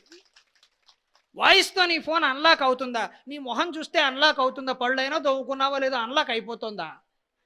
ఒక వేదమంత్రం చదవగలిగిన ఒక గొప్ప బ్రాహ్మణుడు, మంచి పండితుడు వేదాన్ని శృతిపక్వంగా, మీరు చదివారు కదా, ఒకే టోన్లో చదవకూడదు. గారుడ మంత్రాన్ని చదవవలసిన పద్ధతి ఒకటి ఉంటుంది. ఆ పద్ధతిలో చదివితే తలుపులు తెరుచుకుంటాయి. ఆ ధ్వని, ఆ వాయిస్ ఫ్రీక్వెన్సీ, ఆ ఫ్రీక్వెన్సీలు చదువుకుంటే తలుపులు తెరుచుకుంటాయండి. మనుషులు ఇది నమ్మరు, కానీ ఫోన్ వాయిస్తో అన్లాక్ అవుతుందంటే నమ్ముతారు. ఎంత సాంకేతికత మన దేవాలయాల్లో ఉందండి, ఎంత గొప్పగా నిర్మాణం చేశారండి దేవాలయాలని. అందుకే మనం గమనించినప్పుడు దాని నిర్మాణ సౌష్ఠవాన్ని గమనించాలి. దాంట్లో అంత ఏకశిలా విగ్రహంలో అంత రాతిని ఎలా చెక్కగలిగారు? మనం ఒక పుస్తకం మీద అందంగా అమ్మాయి బొమ్మ గీయలేకపోతున్నామే, ఒక రాతి మీద అంత అందంగా సౌందర్య రాశులను ఎలా చెక్కగలిగారండి మహానుభావులు? ఆశ్చర్యంగా ఉంటుందా లేదా? మన దేవాలయ వ్యవస్థలో అంత నిగూఢమైన రహస్యాలు. ముందు మన భారతీయతని మనం నమ్మాలి, మన దేవాలయ వ్యవస్థను మనం నమ్మాలి. అమ్మవారు బ్రతికినట్లు నవరసభరితంగా మనం జీవించడం అలవాటు చేసుకోవాలి. నవరసభరితంగా ఎలా జీవించాలి? సౌందర్యలహరి స్తోత్రంలో జగద్గురువులు ఆదిశంకరాచార్యుల వారు చెబుతారు, అమ్మవారు నవరసాలు ప్రకటిస్తూ తన జీవితంలో జీవిస్తుంది. మనం అదే నేర్చుకోవాలి. శివే శృంగారార్ద్ర తదితర జనే కుత్సునపర సరోషా గంగాయాం గిరిశనయనే విస్మయవతి. శివే శృంగారార్ద్ర తదితర జనే కుత్సునపర సరోషా గంగాయాం గిరిశనయనే విస్మయవతి. హరాహిభ్యో భీతే సరసిరుహ సౌభాగ్య జయని. హరాహిభ్యో భీతే సరసిరుహ సౌభాగ్య జయని. ఆశ్చర్యకరంగా 9 రసాలు చెబుతున్నారు. దృష్టిస్స కరుణ, చివరిలో కరుణ రసము. శివే శృంగారార్ద్ర తదితర జనే కుత్సునపర. అమ్మవారు శివుడికేసి ఎలా చూస్తుందయ్యా అంటే, శివుణ్ణి చూసేటప్పుడు అమ్మవారి కళ్ళల్లో శృంగార రసం వ్యక్తమవుతుంది. శృంగార రసం 9 రసాల్లో ఒక ప్రధానమైన రసం శృంగార రసం. శృంగారం అనగానే అదేదో అశ్లీలం అనుకుని భయపడని అవసరంలా. శృంగారం అనేది సృష్టి ధర్మం. భార్యాభర్తల మధ్యలో అది అత్యంత ధర్మబద్ధం. మీరు ప్రాచీనమైన దేవాలయాలు చూస్తే గనక దేవాలయాల మీద రకరకాల బొమ్మలు ఉంటాయి. ఈ కాలం పిల్లలకు అనుమానం వస్తూ ఉంటుంది, ఏమిటి దేవాలయాల మీద ఇట్లాంటి బొమ్మలు ఉన్నాయి ఏమిటి అని ఆశ్చర్యపోతూ ఉంటారు. అవేం తప్పుడు బొమ్మలు కాదండి, అవి మంచి బొమ్మలు. ఈ కాలంలో మనకంటే ఫోన్ వచ్చింది కాబట్టి 3వ తరగతి పిల్లాడికి కూడా ఆ జన్మ రహస్యాలన్నీ తెలుసు కాబట్టి వాడికి ఎవడు చెప్పక్కర్లా. కానీ పాతకాలం రోజుల్లో ఎవరికి చెప్పేవారు కాదు. సిగ్గుపడిపోయే రోజులు, బిడియం ఎక్కువగా ఉన్న రోజులు. అందుకని కొత్తగా పెళ్ళైన దంపతులకి పిల్లల్ని కనాలంటే ఏం చేయాలో తెలియదు. అటువంటి అమాయకులు బ్రతుకుతున్న రోజులు అవి. అటువంటి రోజుల్లో ఏం చేయాలి? దేవాలయం మీద రకరకాల విగ్రహాలను ఏర్పాటు చేశారు, అపురూపంగా శిల్పాల రూపంలో చెక్కారు. అది సైన్స్, శాస్త్రీయత. దేవాలయంలోనే ఎందుకు పెట్టారు? బయట సినిమా థియేటర్ దగ్గర పెడితే వ్యవహారం వేరులా ఉంటుంది. దేవాలయం దగ్గర పెడితే ఒక పవిత్రత ఉంటుంది. అది ధర్మబద్ధమైన కార్యము. భార్యాభర్త మధ్యలో అది సంపూర్ణంగా ధర్మబద్ధము. భార్యాభర్తలు హాయిగా శృంగార జీవనాన్ని ఆస్వాదించాలి. మన ధర్మశాస్త్రాలు మనకు అవే చెబుతున్నాం. అందులో ఏమో లోటుపాటు చేయక్కర్లా. కానీ ఆ రసం ఇతరుల పట్ల ప్రకటించొద్దు. శివే శృంగారార్ద్ర తదితర జనే కుత్సునపర. అమ్మవారు శివుణ్ణి చూసినప్పుడు మాత్రం ఆమె కళ్ళల్లో గొప్ప శృంగార రసం కనబడుతుంది. ఇతర పురుషులను చూసినప్పుడు ఒక అసహ్యకరమైన భావన కనబడుతుంది అమ్మవారి కళ్ళల్లో. వాడు చూస్తే ఈవిడ మన అసహించుకుంటుంది అనిపిస్తుంది. అంటే తన భర్త కాకుండా పరాయ పురుషుడిని స్త్రీ చూసే దృష్టి అలా ఉండాలి. ఇది అమ్మాయిలకే వర్తిస్తుంది అనుకోవద్దు, అబ్బాయిలకు కూడా అదే వర్తిస్తుంది. తన భార్యను తప్ప ఇతరులను వేరే దృష్టితో చూడకూడదు. నాకు భార్య ఉంది కదా, అన్ని సుఖాలు సంతోషాలు తనతో నేను ఆస్వాదిస్తాను కదా, హాయిగా మాట్లాడుకుంటాం కదా. నిజానికి అందరూ ప్రేమ అంటే 20-30 ఏళ్ల మధ్యలో ఉండేది ప్రేమ అనుకుంటారండి. అది ప్రేమ కాదండి, అది ఆకర్షణ మాత్రమే. ప్రేమ అంటే ఏమిటో పెద్దవాళ్ళకు తెలుస్తుందండి. 60 ఏళ్ళు నిండిపోయాక కూడా శరీరంలో ఎటువంటి ఆకర్షణ లేకపోయినా కూడా ఇద్దరూ చక్కగా ఎదురెదురుగా కూర్చుని నీ కాఫీలో కొంచెం పంచదార ఎక్కువ వేస్తే ఇష్టం కదయ్యా తీసుకో అని చెబుతూ ఉంటే ఇద్దరూ ప్రేమగా కూర్చుని 60 ఏళ్ల వయసులో కూడా మాట్లాడుకుంటూ ఉంటే అది అసలైన ప్రేమ. అది అసలైన ప్రేమ 20-30 ఏళ్లకు ఉండేదిగా. ఈ 20-30 ఏళ్లకు ఉండే అందం ఎంతకాలం ఉంటుందండి? ఇప్పుడంటే నేను 32 కాబట్టి జుట్టు కాస్త ఆగుతోంది. 4 ఏళ్ల తర్వాత మీరు ప్రవచనానికి పిలిస్తే ఇదంతా ఖాళీగా ఉంటుంది. అప్పుడు ప్రేమించడం మానేస్తానంటే ఎలాగా? కుదరదు. ఏ వయస్సుకు రావాల్సినవి ఆ వయస్సుకు వస్తాయి. అన్నీ కావాలంటే కుదరదు. నాన్నగారికి ఇచ్చే మర్యాద కావాలి, నాన్నగారు ఇచ్చే బట్టతలు వద్దంటే ఎలాగా? అది కాదు. తల్లిదండ్రులు ఇచ్చే ఆస్తులే కాదు, అప్పులు కూడా మనం భరించాలి. తల్లిదండ్రులు ఇచ్చే ఆస్తులు కావాలా, అప్పులు వద్దా? అప్పులు కూడా మన కోసమే చేశారు. ఆస్తులు కావాలి, ఇక్కడ అప్పులు వద్దు మరి. అందుకని అన్నీ ఇస్తే అన్నీ తీసుకోవాలి. అందుకని ఈ శారీరకమైన ఆకర్షణ ఎంతకాలం ఉంటుందండి? 30 ఏళ్ల వరకు ఉంటుంది, 35 వరకు ఉంటుంది, 40 ఏళ్ల వరకు ఇద్దరు పిల్లల్ని కానే వరకు ఉంటుంది, తర్వాత ఉండదు. అప్పుడు నిలబడేదే అసలైన ప్రేమ. శివే శృంగారార్ద్ర తదితర జనే కూర్చున్న పర. ఇతరులను చూసినప్పుడు అమ్మ వీడియో రికార్డింగ్ చేద్దాం. ఇతరులను చూసేటప్పుడు అమ్మవారికి అసభ్యకరమైన జిగుప్సకరమైన భావన కలుగుతుంది. అదొక రసం. శివుడి పట్ల శృంగార రసాన్ని ప్రదర్శిస్తోంది, ఇతరుల పట్ల బీభత్స రసాన్ని ప్రయోగిస్తాం. జుగుప్స, అసహ్యం. ఈయనెవరు మధ్యలో? లక్ష్మీదేవి పార్వతీదేవి అయినా కూడా, రామచంద్రమూర్తి సీతాదేవి అయినా కూడా, సీతాదేవి ఇతర పురుషులు ఎలా ఉంటారో కూడా చెప్పలేదు, అంత అమాయకురాలు. ఇతర పురుషులు ఎలా ఉంటారంటే నాకు తెలియదు, నాకు తెలిసిన పురుషుడు ఒక్కడే శ్రీరామచంద్రమూర్తి. మిగిలిన వాళ్ళు ఎలా ఉంటారో నాకు తెలియదు. అంత తాదాత్మ్యం కలిగిన పాతివ్రత్యం కలిగిన మహాసాధ్వి సీత. అందుకే మనం శుభలేఖలలో ఇప్పటికీ కూడా రామచంద్రమూర్తి ప్రస్తావన, సీతాదేవి ప్రస్తావన చేస్తాం. వాళ్ళ నాన్నగారికి 3 భార్యలు దశరథుడికి, కౌశల్య, సుమిత్ర, కైకేయి.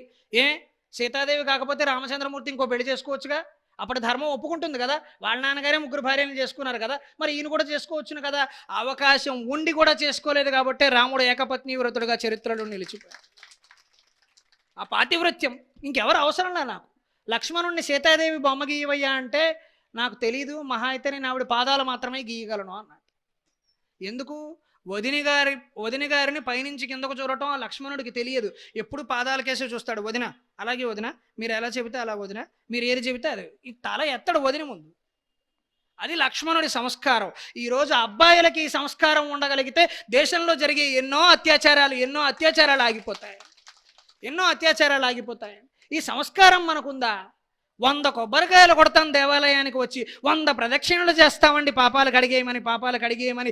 తోటి స్త్రీలో మనం అమ్మవారిని ఎందుకు చూడలేకపోతున్నామండి? ప్రతి స్త్రీలో అమ్మవారిని మనం ఎందుకు దర్శించలేమండి?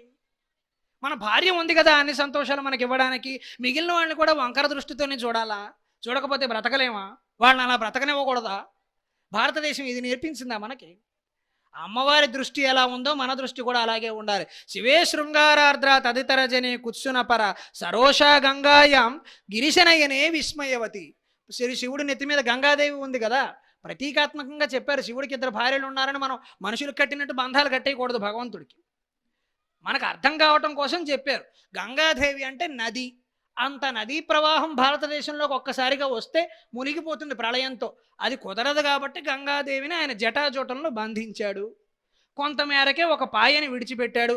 ఒక పాయని విడిచిపెడితే మనకి ఇన్ని ప్రళయాలు వస్తున్నాయి. ఇక్కడ మొత్తం గంగాదేవిని విడిచిపెడితే ప్రవచనం ఉండదు. విడిచిపెట్టకూడదు కాబట్టి విడిచిపెట్టలేదు. అందుకని భార్య అని మనకు సింబాలిక్గా ప్రతీకాత్మకంగా చెప్పారు. అంతేగాని శివుడికి 2 భార్యలు నేను కూడా 2 చేసుకుంటా అనకూడదు. శివుడి గురించి ప్రతీకాత్మకంగా చెప్పారు. 2 భార్యలని కాదు, అక్కడ సింబాలిక్. కానీ అమ్మవారు సరదాగా చెబుతున్న పద్యం కవులు కాస్త సరదాగా చెబుతారు కదా.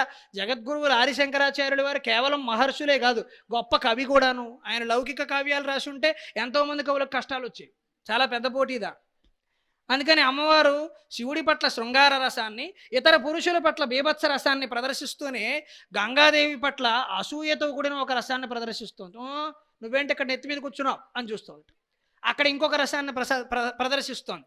అలా చూస్తూనే గిరిశనజనే విస్మయవతి, శివుడి మూడవ కన్ను ఉందే దానికేసి చూసి ఆశ్చర్య రసాన్ని, అద్భుత రసాన్ని ప్రకటిస్తుంది. శివుడికి మూడవ కన్నును చూసి అందరికీ కళ్ళు అడ్డంగా ఉంటాయి, ఈయనకేమిటో మూడవ కన్ను నిలవుగా ఉందేమిటో అని ఆశ్చర్యంగా చూస్తోంది. మూడవ కన్ను ఉంది, ఎవరికీ లేదు, దేవతలలో ఎవరికీ లేదు, మా ఆయనకే ఉంది పాపం అని చెప్పి ఆశ్చర్యకరంగా చూస్తుంది. ఒక్కొక్క చోట ఒక్కొక్క రసం. చూపు ఒక్కటే. ఆ కనిపిస్తున్న గంగాదేవికేమో అమ్మవారిని చూస్తే అమ్మో ఈవిడ నన్ను ఏదో ఒక రకంగా చూస్తోంది అనిపిస్తోంది. కంటికి మూడో కన్నుకి ఏమనిపిస్తోంది, ఈవిడ నన్ను చూసి ఆశ్చర్యపోతుంది అనిపిస్తోంది. శివుడికి ఏమనిపిస్తోంది, ఈవిడ శృంగార రసాన్ని ప్రదర్శిస్తోంది అనిపిస్తోంది. ఇతర పురుషులకి ఏమనిపిస్తోంది, ఈవిడ నన్ను అసహించుకుంటోందని అనిపిస్తోంది. గిరిశనయనే విస్మయవతి హరాహిభ్యో భీతే సరసిరుహ సౌభాగ్యజయని. శివుడు మెడలో ఉన్న పాము వాసుకి, రెండవ ర్యాంకు. అతిపెద్ద పాము ఏదయ్యా అంటే ఆదిశేషు, 1000 పడగల ఆదిశేషు. రెండవది ఎవరయ్యా అంటే వాసుకి. ఈ వాసుకి దేనికి ఉపయోగపడింది, క్షీరసాగర మథనానికి ఉపయోగపడింది.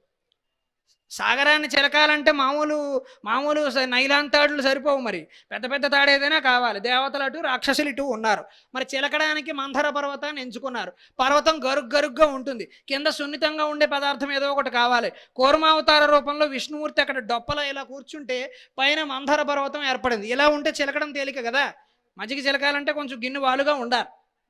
అందుకని వాలుగా ఉన్న దాని మీద చిలికారు. దేవతలు రాక్షసులు చక్కగా క్షీరసాగరాన్ని చిలికారు. అది దేనికి ప్రతీక, మనం చిలుకుతున్న సంసార సాగరానికి ప్రతీక. ఎందుకోసం చిలికారు, అమృతం కోసం చిలికారు. అమృతం అందరికీ కావాలా, విషం వస్తే తీసుకోరా. ఇదే మానవులకి సందేశం. అంటే సుఖం అందరికీ కావాలా, సంసార సాగరాన్ని చిలుకుతున్నంతసేపు సుఖాలు కావాలి, దుఃఖాలు వద్దు. ఇక్కడ అమృతం కావాలని దేవతలు రాక్షసులు పోటీ పడుతున్నారు. విషం రాగానే ఎవరి దారిని వాడు పారిపోయారు. ఒక్క అమాయకుడు మిగిలాడు పాపం విషం తీసుకోవడానికి. మహానుభావుడు, సాక్షాత్తు సైనిక స్వరూపమైనటువంటి శివుడు. ఈరోజు భారతీయ సైనికులు ఎటువంటి వాళ్ళయ్యా అంటే సాక్షాత్తు శివుడితో సమానం. వాళ్ళ భార్యలు ఎటువంటి వారయ్యా అంటే పార్వతీదేవితో సమానం. ఎందుకు, నేను విషం మింగుతానంటే ఏ భార్య అయినా భర్తను బయటకు పంపిస్తుందా? అమృతం మింగుతానంటే సిద్ధమే కానీ పార్వతీదేవి పంపించింది ఎందుకు, తాటంక యుగళీభూత తపనోరూప మండల. అమ్మవారి పాతివ్రత్యం మీద అమ్మవారికి ఉన్న ధైర్యం. నేను ధరించిన మంగళసూత్రం, నేను పెట్టుకున్న మెట్టెలు, నేను పెట్టుకున్న చెవిదుద్దులు, నేను ధరించిన కాళ్ల మెట్టెలు, నేను ధరించిన గాజులు, నా ముత్తైదువు చిహ్నాలు, నుదుటన ఉన్న కుంకుమ, ఇవి ఉన్నంతకాలం నా భర్త వెంట్రుక జోలికి కూడా ఎవరు రాలేరు అనేది అమ్మవారి పాతివ్రత్య బలం. విషం తాగితే కూడా ఆయన అరుగుదల చేసుకుంటారు. అందుకే భారతీయులు, హిందువులు ఈ ముత్తైదువ చిహ్నాలను ధరిస్తారు. ఇది ఊరికే సెంటిమెంట్ అనుకోక్కర్లా, బ్రహ్మాండమైన ఆరోగ్యం దాని లోపల, బ్రహ్మాండమైన ఆరోగ్యం ఉంది. మనం ఇక్కడ పెట్టుకుంటాం, నుదుటన కుంకుమ పెట్టుకుంటాం, ప్లాస్టిక్ బొట్టు పెట్టుకుంటే ఏమీ కలిసి రాదు. అసలైన కుంకుమ, అది కూడా కల్తీ కుంకుమ కాదు, నిజమైన కుంకుమ మనం ఇక్కడ పెట్టుకోగలిగితే ఈ నుదుట నుంచి విపరీతమైన వేడి వెలువడుతూ ఉంటుందండి. ఆజ్ఞాచక్రంలో చాలా వేడి ఉంటుంది. ఆజ్ఞాచక్రంలో అమ్మవారు కూర్చుంది, గర్భాలయంలో అమ్మవారు కూర్చున్న చోటు ఉంది కదా, అది ఆజ్ఞాచక్రం, మనిషి శరీరానికి ప్రతీక. నేను ఇందాక చెప్పాను కదా, మూలాధారం, స్వాధిష్టానం, మణిపూరం, అనాహతం, విశుద్ధం, ఆజ్ఞాచక్రం. మన శరీరంలో ఉన్న చక్రాలే దేవాలయంలో చూపించారు అక్కడ. అంటే దేవాలయంలో మీకు తిరిగి అభ్యాసమైన విషయం శరీరం లోపల కూడా అభ్యాసం కావాలి. ఎలా అభ్యాసం అవుతుంది, ఊపిరి తీశారు, ఆజ్ఞాచక్రం దాకా పీల్చారు, మళ్ళీ వదిలేరు, ఊపిరి తీశారు, మళ్ళీ పీల్చారు, ఊపిరి బంధించారు, అలా కూడా మీకు రహస్యం అర్థమైంది. అందుకని ఆ విషం తీసుకుంటారంటే ఎవరు ఒప్పుకుంటారంటే అమ్మవారు ఒప్పుకుంది. ఎందుకంటే ఆవిడ నుదుటిన ఉన్న బొట్టు మహిమ. ఇక్కడ విపరీతమైన వేడి వెలవడుతుంది కాబట్టి ఆడపిల్లల్ని ఇక్కడ బొట్టు పెట్టుకోండి అన్నారు. మరి చేతులకు మట్టి గాజులు వేస్తారు, సీమంతం అప్పుడు వేస్తారు. ముఖ్యంగా ఎందుకు వేస్తారండి గాజులు, మీరు గమనిస్తే ఇక్కడ ప్రధానమైన నరాలు ఉంటాయి. అందుకే ఆత్మహత్య చేసుకుని కూడా ఎక్కడ కోసుకుంటాడు. ఎవరు చేసుకోవద్దు కోరుకుంటున్నా కానీ చెబుతున్నా, ఇది ప్రధానమైన నరాలు. ఈ నరాల దగ్గర గాజులు 1-2 వేయరు, మీరు గమనించండి. 30 వేసేస్తారు చేతి నిండా. ఎందుకు, ఆ గలగలల చప్పుడు లోపల పిల్లవాడికి నచ్చుతుంది, అమ్మవారికి నచ్చుతుంది. ఈ అమ్మాయి ఉందే, అమ్మవారి రూపంలో ఉన్న అమ్మాయి, ఆ అమ్మాయికి చాలా సందడిగా ఉంటుంది గాజుల చప్పుడు. డీజే చప్పుడు కంటే ఇది నయం. గాజుల చప్పుడు బ్రహ్మాండంగా ఉంటుంది, ఇది భౌతికమైన విషయం. ఆ గాజుల చప్పుడు లోపల పిల్లవాడికి కూడా బాగుంటుంది. అందుకే పిల్లవాడు ఉన్నప్పుడు మనం ఏం వినాలో అవే వినాలి, అడ్డమైనవే వినకూడదు. వాడికి అది అలవాటైపోతుంది, వాడు ఏం వింటాడో అవే చెబుతాడు బయట. వాడు పుట్టాక వాడి ప్రవర్తన ఎలా ఉండాలి అనేది ఆ 9 నెలల గర్భంలో నిర్ణయం అవుతుంది.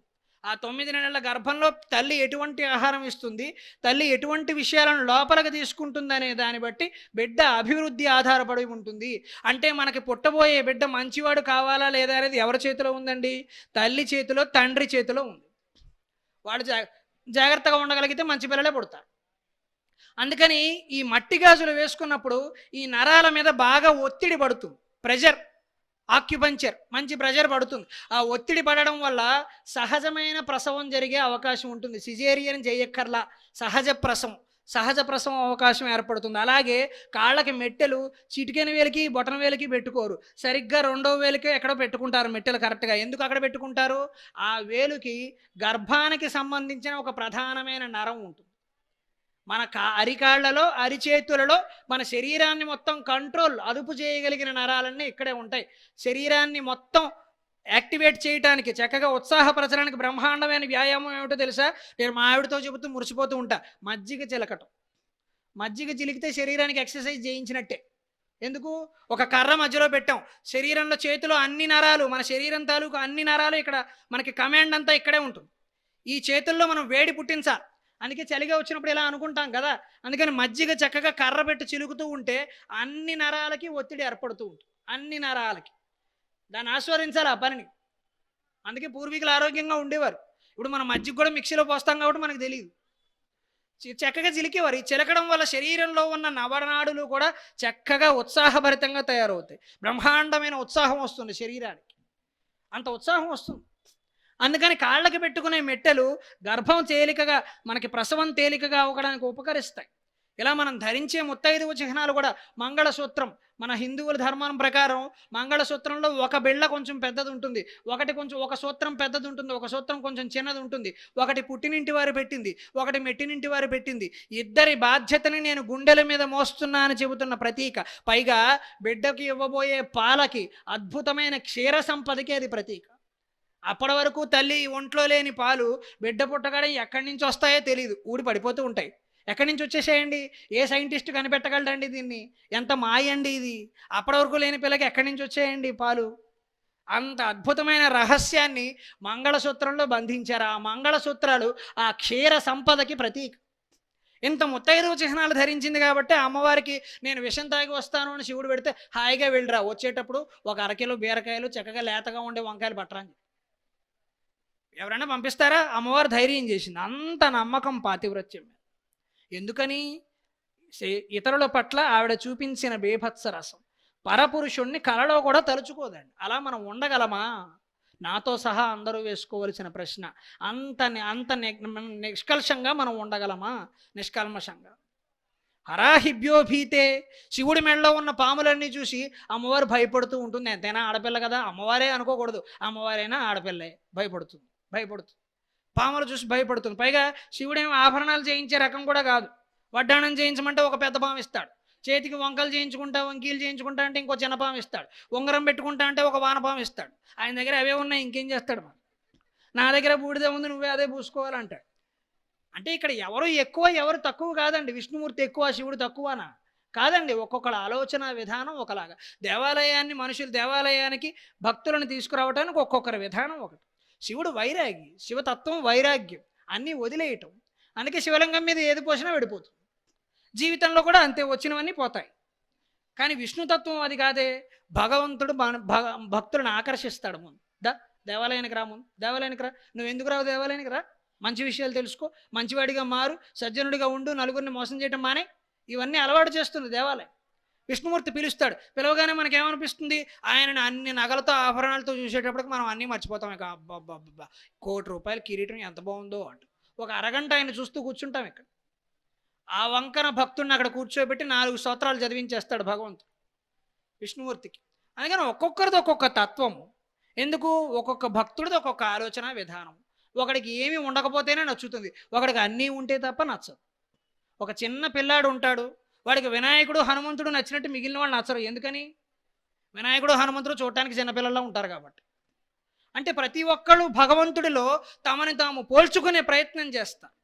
భగవంతుడు మనలా ఉండాలి, మనకు అర్థం కావాలి. వినాయకుడు ముందు పిల్లాన్ని కూర్చోబెట్టి చూడు, ఆయన ఎలా ఉండ్రాళ్ళు తింటున్నాడో చూడు, చక్కగా ఉండ్రాళ్ళన్నీ తిన్నట్ట, బాగా పొట్టంతా ఉబ్బిపోయిందిట. తర్వాత అని చెప్పి కథ చెప్తూ వినాయకుడికి ఒక 4 ఉండ్రాళ్ళు పెట్టి వీడికి 2 పెట్టేయటమే. అప్పుడే తింటాడు. మరి వినాయకుడిని చూపిస్తే వినాయకుడు నువ్వు తినకపోతే కోపడతాడంటే అవునా అని తినేస్తాడు. చిన్నపిల్లలకు ఆ తత్వం సరిపోతుంది, పెద్దవాళ్ళకి ఆ తత్వం సరిపోదు. అందుకని ఇన్ని రూపాలు కల్పించడం కోసం భగవంతుడు అమ్మవారి రూపంలో మనకి ఇన్ని రూపాలు కల్పించారు. ఒక్కొక్కరిది ఒక్కొక్క రుచి. అలా అమ్మవారు ప్రదర్శించినట్టుగా నవరసాలని మనం మన ఇంట్లో ప్రదర్శించగలమా? మన వ్యక్తిగత జీవితంలో, మన ఉద్యోగ జీవితంలో మనం ప్రదర్శించగలమా? అలా ప్రదర్శించగలిగితే మనం అసలైన అమ్మవారు భక్తులు. ఎక్కడ ఏ రసాన్ని ప్రకటించాలో ఆ రసం.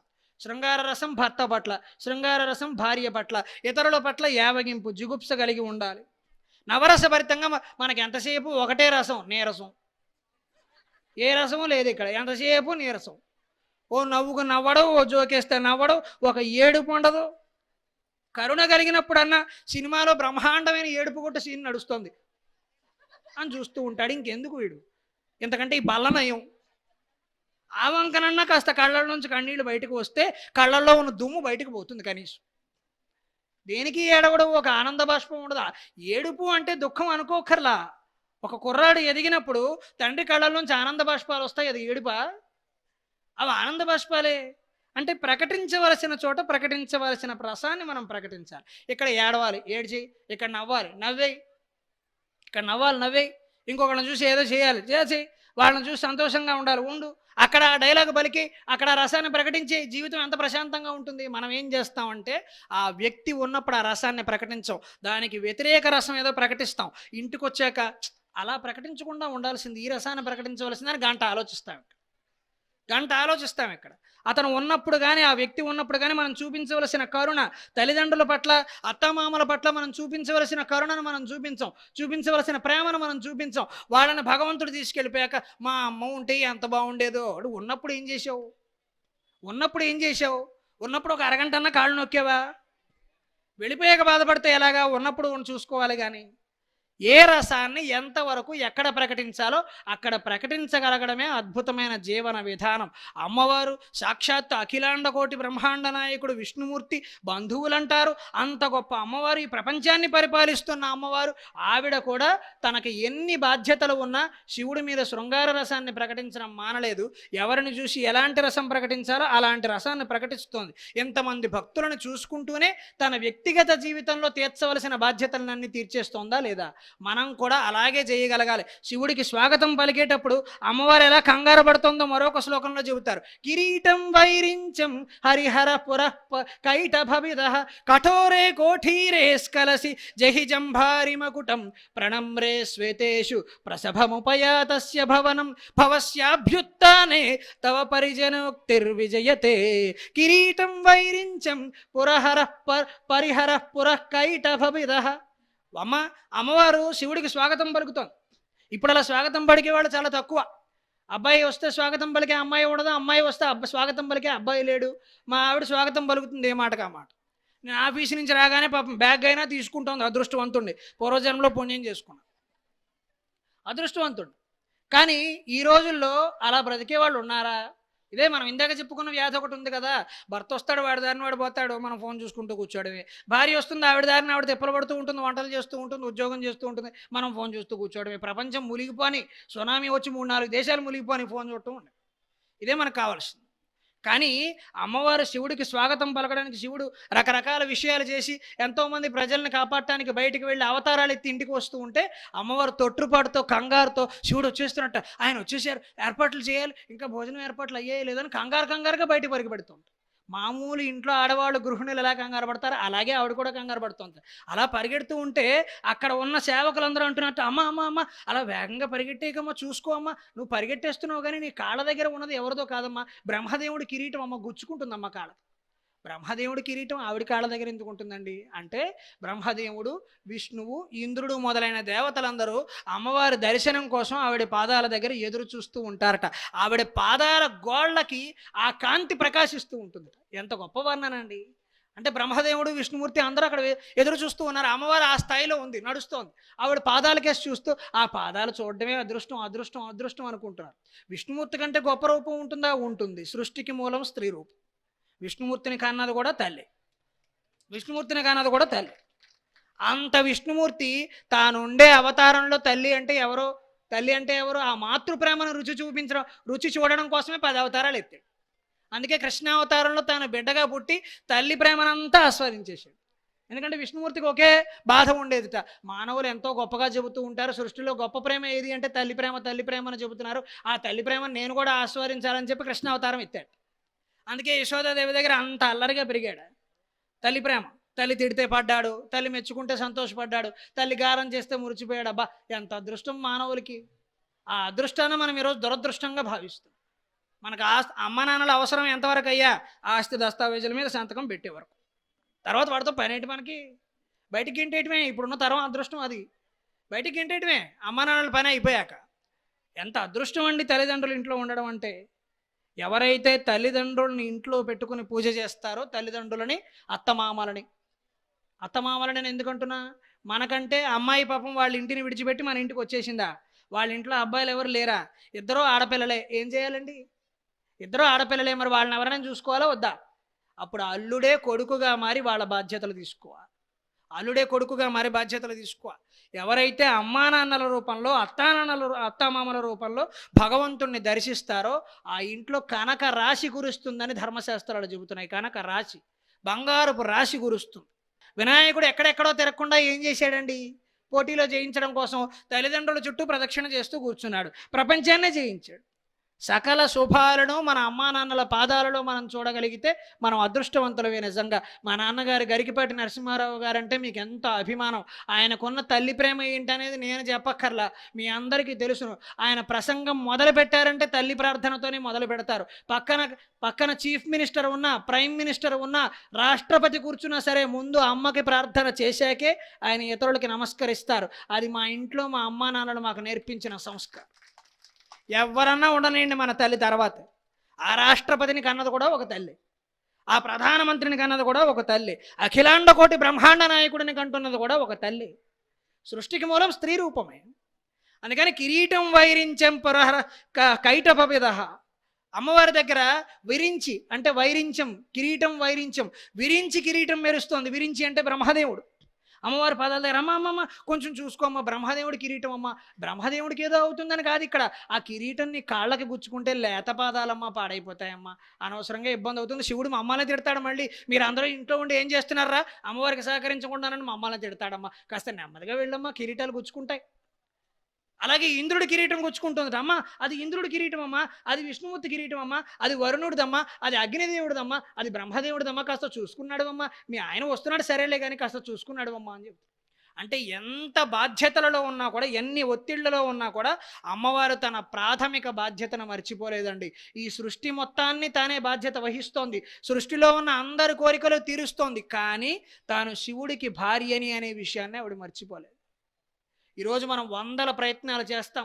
మనం ప్రవచనకర్తలం కావచ్చు, రాజకీయ నాయకులం కావచ్చు, కలెక్టర్లం కావచ్చు, మినిస్టర్లం కావచ్చు, ఎవరమన్నా కావచ్చు. కానీ మన ఇంట్లో మనకి కొన్ని బాధ్యతలు ఉన్నాయా లేదా? ఒక కొడుకుగా, ఒక భర్తగా, ఒక కుమారుడిగా మనకి కొన్ని కర్తవ్యాలు ఉన్నాయా లేదా? ఒక మనవడుగా ఆ కర్తవ్యాన్ని విడిచిపెట్టొద్దని చెప్పడం కోసం అమ్మవారి ఈ శ్లోకాన్ని జగద్గురువులు ఆదిశంకరాచార్యులు మనకు అందించారు. ఈ ఆశ్చర్యకరమైన తత్వాన్ని మనం జీర్ణం చేసుకోవాలి. అంటే ఎన్ని విషయాలు ఉన్నా కూడా మానవ సంబంధాలను ఎప్పుడూ కూడా మనం నాశనం చేసుకోకూడదు. డబ్బుల సంపాదనలో పడి భార్యని కానీ భర్తని కానీ మనం విస్మరిస్తున్నాము అంటే అంతకంటే మూలఛేదం ఇంకొకటి లేదండి. మన కూర్చున్న కొమ్మను మనమే నరికేసుకుంటున్నాం. ఎందుకు ఇన్ని డబ్బులు సంపాదిస్తున్నారని ఏ యువకుడినైనా అడగండి. నా భార్యని సంతోషపెట్టడానికి అంటాడు. ఆవిడింట్లో సంతోషంగానే లేదు. ఇక్కడ నువ్వు రోజు పరిగెడుతూనే ఉన్నావు డబ్బులు వెనకాల. నాకు తెలిసిన విషయాన్నే నేను అనుభవం మేరకు చెబుతున్నా. ఆడవాళ్ళు కోరుకునేది సంపదన కాదండి, ఆడవాళ్ళు కోరుకునేది సమయాన్ని. మీరు ₹1,00,00,000 ఇచ్చినారా అని ఆనందం. సాయంత్రం మనకు 2-3 ఫోన్లు వస్తుంటాయి. ఫోను పక్కకు విసిరేసి నీతో కాఫీ తాగడమే నాకు ఇప్పుడు ముఖ్యం అని చెప్పి చూడండి, బ్రహ్మాండంగా మీ కాపురం పండుతుంది. ఆశ్చర్యకరం. మనం దానికి ప్రాధాన్యత ఇవ్వమండి. మనం డబ్బులు ఇవ్వాలని చూస్తాం. డబ్బులకు సంతృప్తి కలగదండి. సమయం మనం సమయం కేటాయించాలి. వాళ్ళ కష్టాలు, వాళ్ళ మాటలు వినడానికి ప్రయత్నం చేయాలి. పెళ్లికి ముందు, పెళ్ళైన కొత్తలో మాటలు వినే ఓపిక అందరికీ ఉంటుంది. 5-6 ఏళ్ళు దాటాక అందరం వింటాం మానేస్తారు. ఎందుకు వచ్చిన కర్మను బయటికి వెళ్ళిపోతూ ఉంటారు. అలా వెళ్ళకూడదండి. ఎంతో కొంత మనం ఓపికగా వినాలి. ఆ ఓపిక ఎవరు చేసుకోగలుగుతారో వాళ్ళు కాపురాలు అంత బాగుంటాయి. మనం దేవాలయానికి రావటం అంటే కేవలం అమ్మవారికి నమస్కరించడం ఒకటే కాదండి. మన వ్యక్తిగత జీవితంలో మనం అమ్మవారిని అనుసరిస్తున్నామా లేదా, అమ్మవారు శివుడిని భార్యగా ఎంత గౌరవించిందో మన భర్తను మనం అలా గౌరవిస్తున్నామా లేదా, శివుడు అమ్మవారిని ఎంత ప్రేమగా చూసుకుంటున్నాడో మనం కూడా మన భార్యను అంత ప్రేమగా చూసుకుంటున్నామా లేదా, ఇలా ప్రతి లక్షణాన్ని మనం గమనించాలండి. సీతారాములను మనం నిరంతరం ఆరాధిస్తూ ఉంటాం కానీ సీతారాముల్లో ఉండడం మనం మర్చిపోతూ ఉంటాం. రాముడు సీతను మనం విపరీతంగా ఆరాధిస్తాం కానీ రామచంద్రమూర్తిలా ప్రవర్తిస్తున్న అబ్బాయి ఎవరు చెయ్యొద్దండి. రామచంద్రమూర్తిలా ప్రవర్తిస్తున్న అబ్బాయి ఎవరు, సీతాదేవిలాగా ప్రవర్తిస్తున్న అమ్మాయి ఎవరు? మిగిలిన అవతారాల మాట అటు ఉంచండి. కూర్మావతారం, మత్స్యావతారం, వరాహావతారం, వామనావతారం, నరసింహావతారం, ఇతర అవతారాలన్నీ పక్కన పెట్టేయండి. రామావతారం ఎందుకు గొప్పదో తెలుసా? రాముడు మానవుడు కాబట్టి. సీతాదేవిని రావణాసురుడు ఆకాశంలో ఎత్తుకుపోతూ ఉంటే ఈ పెద్ద ఆయన దగ్గర విష్ణు చక్రం ఉంది కదా, ఒక్కసారి చక్రం వేస్తే రావణుడు శిరస్సు తెగి పడదా? ఎందుకు వేయలా? అమ్మవారిని ఎందుకు కాపాడలా? సీతాదేవిని ఎందుకంత ఏడిపించాడండి రామచంద్రమూర్తి? ఎందుకు ఏడిపించాడు? ఎందుకంటే అక్కడ ఆయన కృష్ణావతారం కాదు విష్ణు చక్రాలు వేయటానికి. మానవులు విష్ణు చక్రం వేస్తారా ఆకాశంలో? మహా అయితే దీపావళి విష్ణు చక్రం పట్టుకొని దిగుతారు. మానవులు విష్ణు చక్రాలు వెయ్యరు. ఆకాశంలోకి ఏం చేస్తారండి? మానవుడు ఏం చేయగలడు? ఆకాశంలో వెళ్ళిపోయేదాన్ని ఏమి చేయలేడు. అందుకని రామచంద్రమూర్తి అలాగే చూస్తూ కూర్చున్నాడు. మానవుడు ఏం చేస్తాడు? కష్టపడితే కష్టం వస్తే బాధపడతాడు. రాముడు బాధపడ్డాడు. బాధపడి ఏం చేస్తాడు? పక్కవాడితో పంచుకోవాలి, లక్ష్మణుడితో పంచుకున్నాడు. ఇంకా ఏం చేస్తారు? నలుగురు సహాయం కోరతారు. వానరుల సహాయం కోరాడు. నా భార్యను నేను తెచ్చుకోవాలి, నాకు సహాయం చేయండి అన్నారు. నలుగురు సహాయం కోరాక ఏం చేస్తాడు? ఒక పక్క ప్రణాళిక సిద్ధం చేస్తాడు, వ్యూహాన్ని రచించాడు, వారధిని నిర్మించాడు. తర్వాత ఏం చేస్తాడు?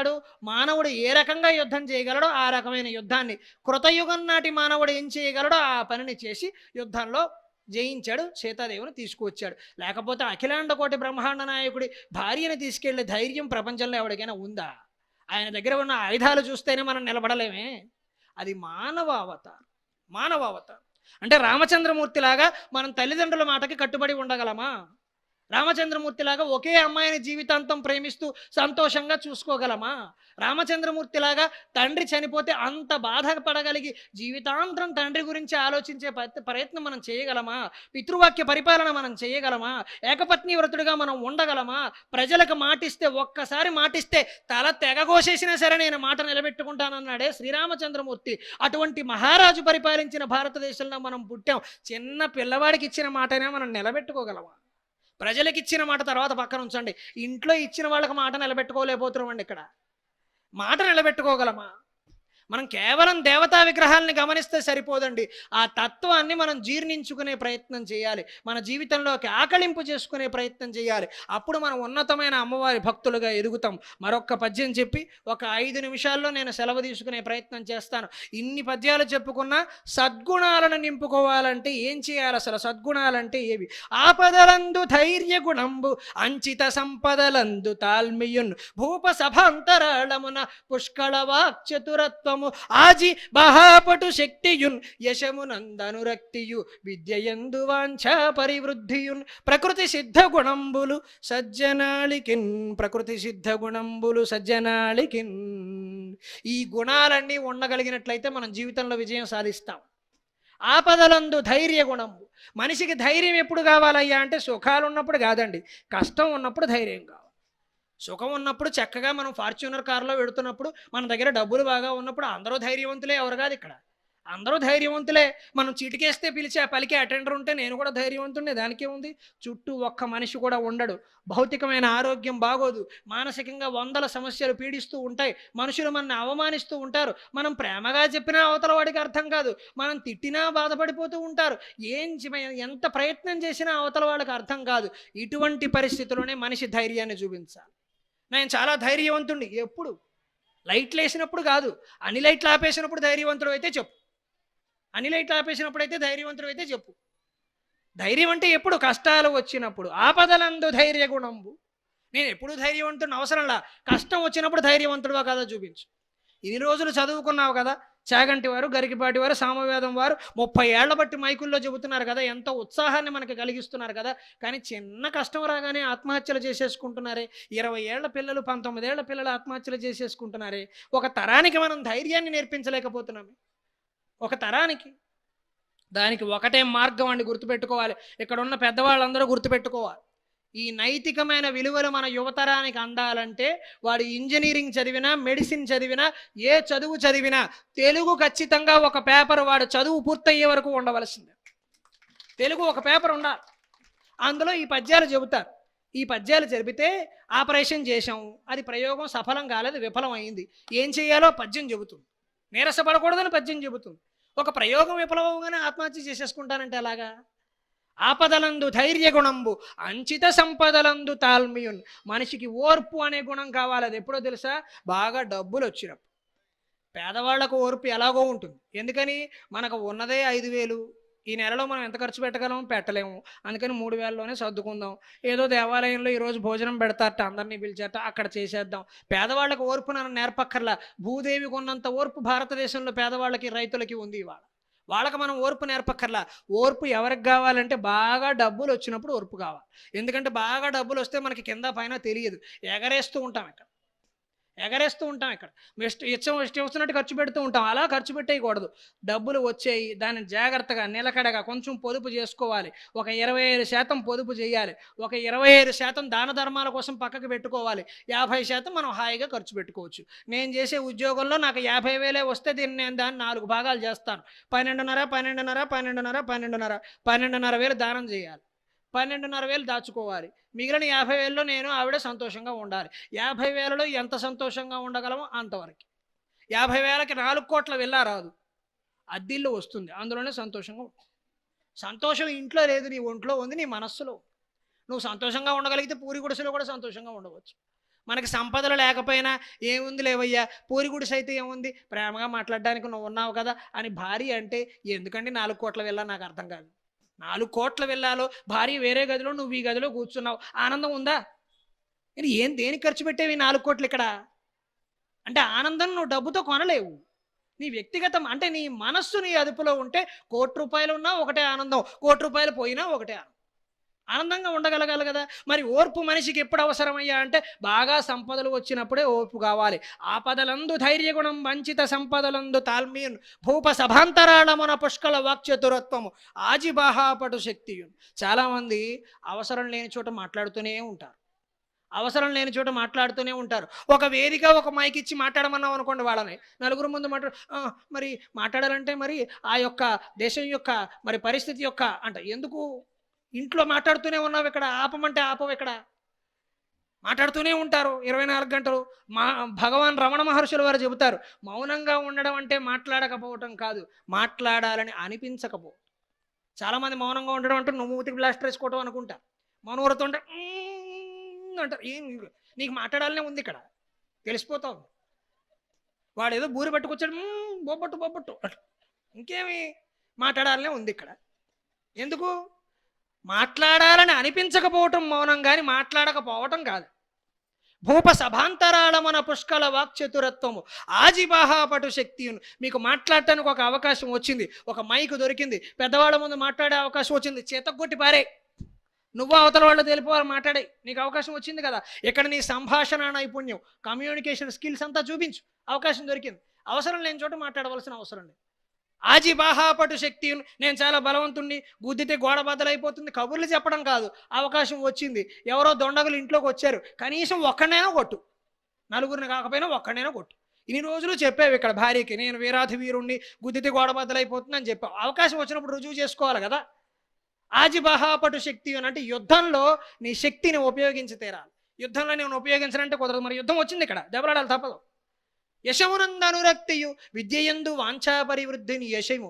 కీర్తి పట్ల ఆసక్తి లేని తనం ఉండాలి. కీర్తి అంటే గొప్ప కీర్తి ప్రతిష్టలు అంటామే, అవి నెత్తికి ఎక్కించుకోకూడదండి. నేనైనా సరే శారువా కప్పుతున్నారు, అందరూ కూర్చుని చప్పట్లు కొడుతున్నారు, తర్వాత దండేశారు, తర్వాత పళ్ళు ఇచ్చారు, వీటి మీద దృష్టి పెట్టకూడదండి. మాట్లాడవలసిన విషయం మీద దృష్టి పెట్టాలి. వీటన్నింటికి మనం వ్యామోహానికి లోను కాకూడదండి. నా మీద నేను ఉదాహరణ ఎందుకు చెప్పుకుంటున్నానంటే, మీరు పెద్దవాళ్ళు, మిమ్మల్ని నేను విమర్శించడం ధర్మం కాదు కాబట్టి నా మీద నేను ఉదాహరణ చెప్పుకుంటాను. వీటి మీద ఆశ పెంచుకోకూడదండి. ఇచ్చారు సంతోషం, ఇవాళ సన్మానం చేస్తారు, రేపు అవమానం చేస్తారు. వినాయకుడి జీవితంలో అవమానం సన్మానం జరిగాయే లేదా? వినాయకుడు బాగా ఉండాలి, తిన్నాడు, పొట్టంతా ఉబ్బిపోయింది, చంద్రుడు చూసి నవ్వాడు, అవమానమా కాదా? ఆయన వినాయకుడు మామూలు కుర్రాడా? అమ్మవారు సాక్షాత్తు ఆదిపరాశక్తి బిడ్డ ఊరుకుంటుంది ఆ అమ్మవారు. "ఏయ్, నా బిడ్డను చూసి నవ్వుతావు నువ్వు, నిన్ను చూసి ఎవరైతే నిన్ను చూస్తారో నీలాపనిందలు పాలవుతారన్నారు." అమ్మ, ఏడాదంతా చంద్రుని చూడకుండా ఉండాలంటే కష్టమమ్మ, కాస్త ఏదైనా సడలించమ్మా నీ కోరికనంటే, "ఓ సరే, వినాయక చవితి వరకు చూడకండి" అన్న.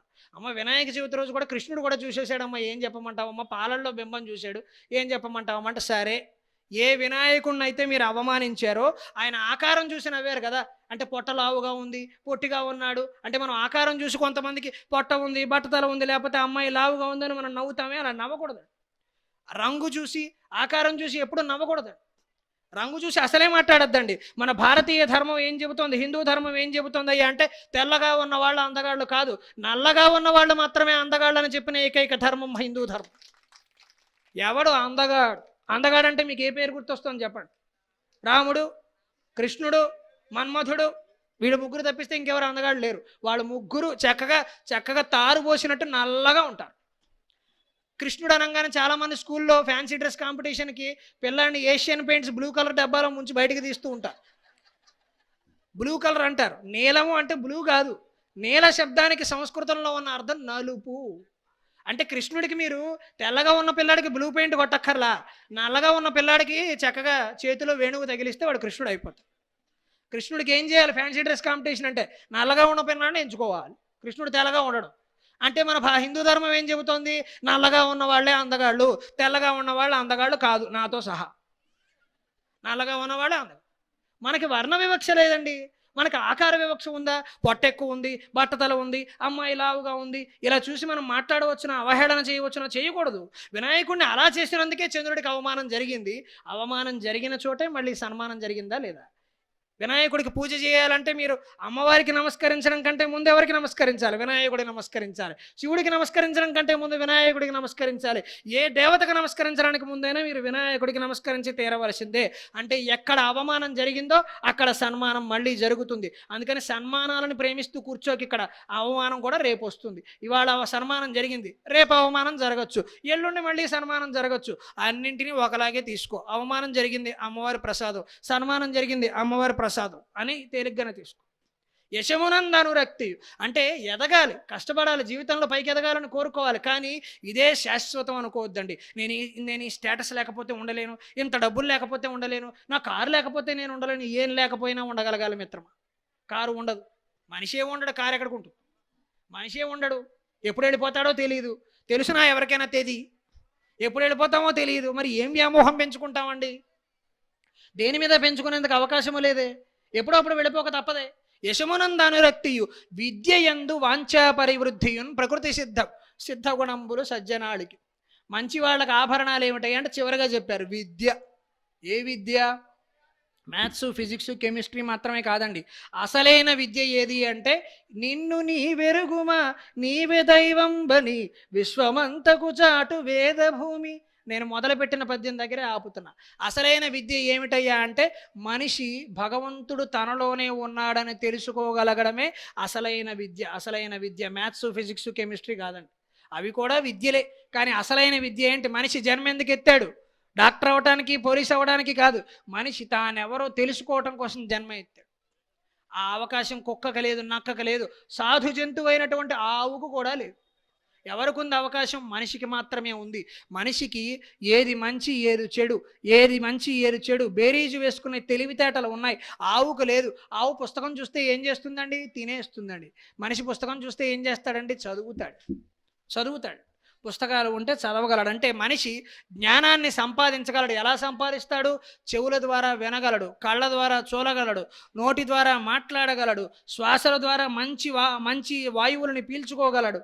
ఇంద్రియాల ద్వారా, మనకున్న 11 ఇంద్రియాల ద్వారా మనిషి అద్భుతమైన జ్ఞానాన్ని లోపలికి తీసుకోగలడు. తీసుకుని మనం దేవాలయంలో చేస్తున్న ఫిజికల్ ఎక్సర్సైజ్ ఉందే, భౌతికమైన వ్యాయామం, ప్రదక్షిణ చేసి ఈ షట్చక్రాలని మనం ఛేదించే ప్రయత్నం చేస్తున్నామే, అది ఇంటికి వెళ్ళాక మనం మన శరీరంలో ఛేదించే ప్రయత్నం చేయాలి. రోజు దైవారాధన కోసం మీ ఇంట్లో ఒక పావు గంట, అరగంట అయినా కేటాయించాలి. మీకు 60 ఏళ్ల జీవితాన్ని ఇచ్చిన భగవంతుడి కోసం 24 గంటల్లో ఒక్క 10 నిమిషాలు కేటాయించే ప్రయత్నం చేయాలి. కళ్ళు మూసుకుని ధ్యానం చేయాలి. దేవాలయానికి వచ్చినప్పుడు కళ్ళు మూసుకోకూడదు, దేవాలయానికి వచ్చినప్పుడు కళ్ళు తెరిచే చూడాలి. మనుషులు విచిత్రం ఏమిటయ్యా అంటే, చూడకూడని సన్నివేశాలన్నీ గుడ్లు మిటకరించి మరీ చూసేస్తారు, దేవుడి దగ్గరికి రాగానే కళ్ళు మూసేస్తారు. మనుషుల తత్వం అంత విచిత్రమైనది. దేవాలయంలో భగవంతుణ్ణి సంపూర్ణంగా కంటి నిండుగా రెప్ప కొడితే మిస్ అయిపోతామేమో అన్నంత అద్భుతంగా భగవంతుణ్ణి చూడాలి. అమ్మవారు ఎంత కళకళలాడిపోతుందండి. నాకు ఇవాళ ప్రయాణంలో కొంచెం చికాకు అయింది. రావాల్సిన కారు ఆలస్యంగా వచ్చింది. 6ంటికి ప్రారంభం కావలసిన ప్రవచనం 8ంటికి ప్రారంభం అయింది. కొంచెం చికాకుగానే ఉన్నాను. నాకు 8ంటికి భోజనం చేయడం అలవాటు, కానీ ఆ అలవాటు దాటింది. శ్రీమతి ఇబ్బంది పడుతోంది. కానీ ఒక్కసారి మీ ఇద్దరం మా అమ్మవారిని చూడంగానే అన్ని కష్టాలు పటాపెంచలేదు. అమ్మవారు చక్కగా పసుపు ముద్దలోన పరమ పావన దీప్తి అన్నట్టుగా చక్కటి నిండుగా పసుపు మొహమంతా నింపుకొని ఎర్రటి కళ్ళు వేసుకుని ఉంటే ఎందుకండి ఈ వెధవ భోజనం ఇవాళ కాకపోతే రేపు తింటాం. అమ్మవారి దర్శనం మళ్ళీ దొరుకుతుందా? ఎంత అదృష్టం ఉంటే. ఎక్కడో అనంతపురంలో ఉన్నవాడిని బాలా త్రిపుర సుందరి పిలిచింది నన్ను, రా దర్శనం చేసుకో, చాలా రోజులైన దేవాలయానికి వచ్చి ప్రవచనాలు చెప్పడం మానేసేవి ఇక్కడ అని చెప్పి పిలిపించింది అమ్మవారు ప్రేమగా. లేకపోతే నేను అచ్చంపేటకి ఎందుకు రావాలి, దర్శనం ఎందుకు చేసుకోవాలి? ఈరోజు శ్రీనివాసులు గారు దైవం మానుష రూపేణ అన్నట్టుగా ఆయన నాకు ఆహ్వానం పలకడం వల్ల నేను ఈ దేవాలయానికి రావడం, మా శ్రీమతితో నేను హాయిగా దేవాలయాన్ని దర్శనం చేసుకోవటం, మంచి ఆలోచనలతో రేపు తిరిగి మా ఇంటికి వెళ్ళటం. ఇంతకంటే అదృష్టం ఏముంటుందండి? రోజు ఇంతకంటే బాగా ఇంకేం గడుస్తుందండి? బ్రహ్మాండమైన రోజు ఇవాళ. ఏ రోజు అమ్మ అందుకని విగ్రహాన్ని చక్కగా మనం కంటి నిండా నింపుకుని ఇంటికి వెళ్ళాక కళ్ళు మూసుకుని ధ్యానం చేసే ప్రయత్నం చేయాలి. ఇంటికి వెళ్ళాక మనం ఇంతసేపు చూసిన రూపం ఉంది కదా, దాన్ని కళ్ళు మూసుకుని అమ్మవారు పసుపు ముద్దలో ఎంత బాగుంది, ఎర్రగా కళ్ళు, ఎంత అద్భుతమైన రూపం, అలా ఆలోచిస్తూ ఉంటే ఒక 10 నిమిషాలలో ఒక్క 4 సెకండ్లైనా మన దృష్టి అక్కడ నిలబడే అవకాశం ఉంటుంది. సాధారణంగా మన మనస్సు నిలబడటం కష్టం. మన మనస్సు ఎంతసేపు అరిచే కుక్క మీద కూసే కుక్కర్ మీద దృష్టి పెడుతూ ఉంటుంది.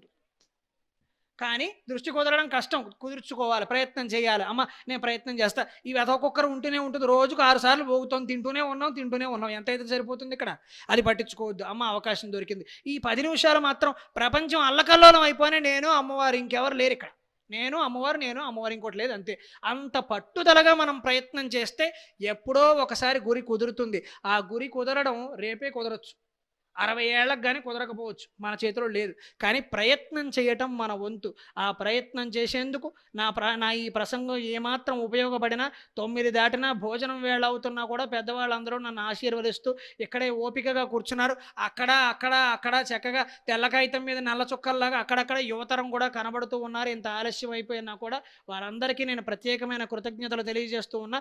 గరికిపాటి నరసింహారావు గారి తనయుడిగా, శారదాదేవి ముద్దుల బిడ్డగా మీరు నాపై పెట్టుకున్న అంచనాలను ఈ 2 గంటల సమయంలో నేను ఏమాత్రం న్యాయం చేకూర్చగలిగిన నేను ధన్యుణ్ణి.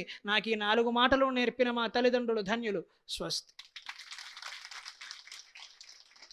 అమ్మవారి యొక్క శయ్యాదివాసం రోజే వచ్చారు వారు కూడా. ఇవాళ వారి తనయులు కూడా శయ్యాదివాసం రోజే వచ్చారు. చాలా గొప్ప విషయం. ఎందుకంటే సకల కళలు కూడా అమ్మవారికి ధారపోసేటువంటి సమయంలో అసలు అమ్మవారి గురించి మీ ముందు అసలు చెప్తుంటేనే అక్కడ అమ్మవారి జీవంగా కళలన్నీ స్వీకరిస్తున్నారు. ఇలాంటి మంచి ప్రవచనాన్ని, మంచి దైవశక్తిని మనందరికీ కూడా అందించినటువంటి మరి గరికపాటి గురదాడ గారికి మనందరం కూడా శతదా సర్వదా కృతజ్ఞులై ఉంటాం. అందరూ కూడా ఒకసారి చక్కగా 6 సంవత్సరాల క్రితం నాన్నగారు ఇదే వేదిక మీద కళా లోపల శయ్యాదివాసం ప్రారంభం చేస్తున్నామండి. ఇదే వేదిక మీద అమ్మవారి గురించి, బ్రహ్మరాంబాదేవి గురించి ఎంతో ముచ్చటగా రాత్రి 11 అయింది ఆ రోజు. ఇవాళ మీరు 10. ఆ రోజు 11 అయింది, నేను ఉన్నాను. ఇప్పటికీ ఆ ఫోటో దాచుకుంటాను నాన్నగారితో. ఎప్పుడన్నా అక్కడైనా కలిసి నన్ను పలకరిస్తారు మనుషులు జనాల్లో. లక్ష్మణస్వామి అని ఒకసారి అలాగే చాలా అంతా ఆయన తనయురు కూడా తండ్రికి మించినటువంటి కుమారుడిలాగా మాకు నిజంగా ఎంతో అచ్చంపేట గ్రామస్తులందరికీ కూడా చాలా ఆనందమయమైందండి మీరు రావటం. మీరింతటి మంచి ఉపన్యాస ప్రవచనాన్ని మాకు అందించడం శతదా సర్వదా మా గ్రామం అంతా కూడా మేమందరం కృతజ్ఞులై ఉంటాం. జై శ్రీమాత్రే నమః. ఒకసారి వారికి మనందరి సమక్షంలో మన ఈ యొక్క అచ్చంపేట మున్సిపల్ చైర్మన్ గారు, మరి గార్లపాటి శ్రీనివాసరావు గారు, శ్రీనివాస్ గారు, వారి యొక్క దంపతుల్ని మనం మన సమక్షంలో చిన్న సత్కారం చేసుకుని అమ్మవారి ప్రసాదాలను అందించి ఆనందం. అమ్మ ఎవరు లేవద్దు, ఇంకా అవ్వలేదు, ఒక్క 5 నిమిషాలు. మిమ్మల్ని లేపేందుకు నేను పూర్తిగా కంట్రోల్ ఉన్నాను. మీ అమ్మవారి ప్రతిష్ట నేనే చేశాను, ఇప్పుడు కూడా చేస్తున్నాను. మీరు అలా లేచారనుకోండి, సభను గౌరవించినట్టు కాదు. నేను ఎవరిని పిలుస్తున్నానో వాళ్ళే రావాలి. వారిని మనందరి తరఫున కూడా మనకి చైర్మన్ గారు అలాగే కమిటీ అందరి తరఫున బొడ్రాయి కమిటీ తరఫున వారిని మనం ముందు పెట్టుకుని మనందరం వారి వెనకాల మనం పెద్దవాళ్ళమైనా ఒక వ్యక్తి మనకు ముందు ఉండాలి కనుక ఆయన మనం పెట్టుకొని ఆయన యొక్క మార్గంలో మనందరం నడుస్తున్నాం కాబట్టి వారి కమిటీ తరఫున మన గ్రామం తరఫున ఆ దంపతులకి చిన్న సత్కారం చేసుకుని మనం కృతార్థులం అవుదాం.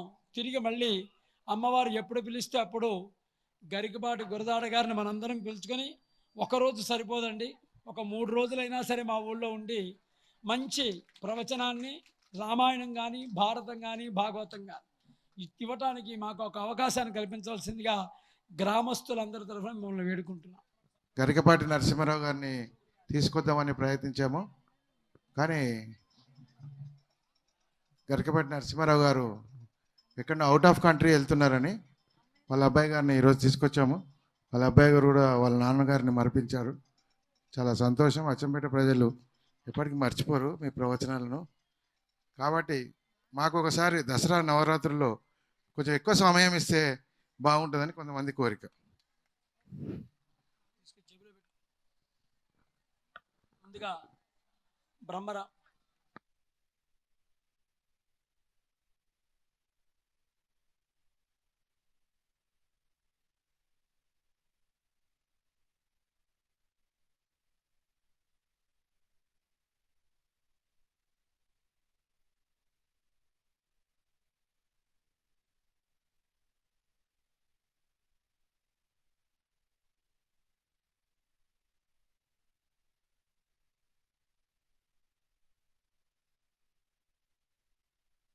బ్రహ్మరాంబ మహిళా మండలి సభ్యులు మేడం గారికి ఆయనకి అందుకని మీరు ముందు మీరిద్దరు సెలవు కప్పి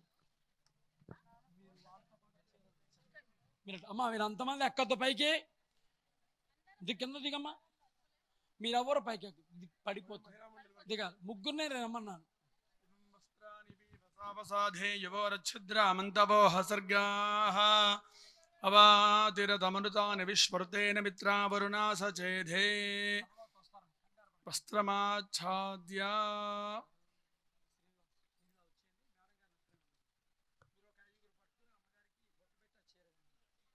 సుమంగళీరియం వధూరిమాగం సమేరపశ్యదా సౌభాగ్యమస్యై దత్వాయాధాస్తం విపరేతనా ఆయుష్మంతం వర్చస్వంతం అథో అధిపతిం విశాం అస్యాః పృథివ్యాధ్యక్షం ఇమమింద్రవృషభం కృణు.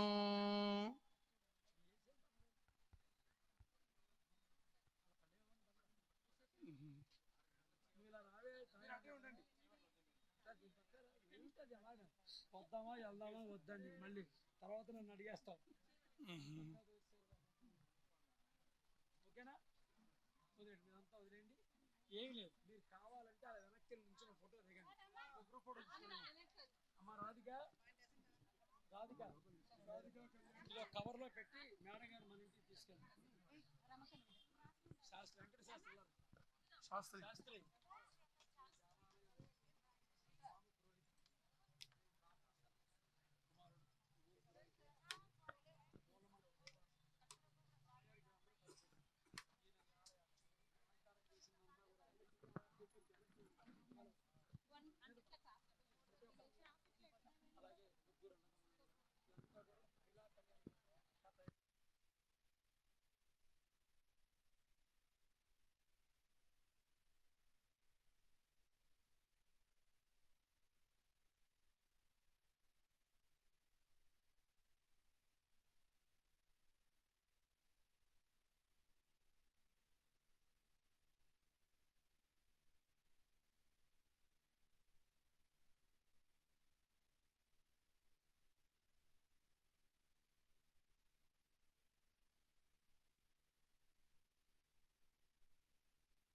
ఒక్కసారి మీరు వెనక్కుండా ఫోటో దిగేసి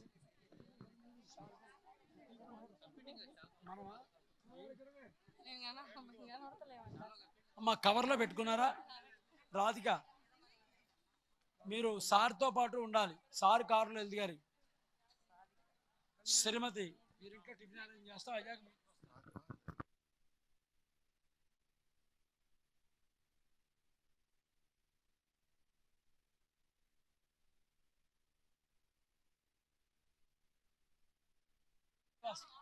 శయ్యాదివాసం ఉంది, వారిని ఇబ్బంది పెట్టద్దు. దిగారు కదా, చాలు అలా వెనక్కి ఉండాలి. ప్రోటోకాల్, మరి మీరు అలా మీద పడకూడదు, ఒక అడుగు డిస్టెన్స్ ఉండాలి. మన స్వామివారు వచ్చినప్పటి నుంచి చెప్తున్నాను.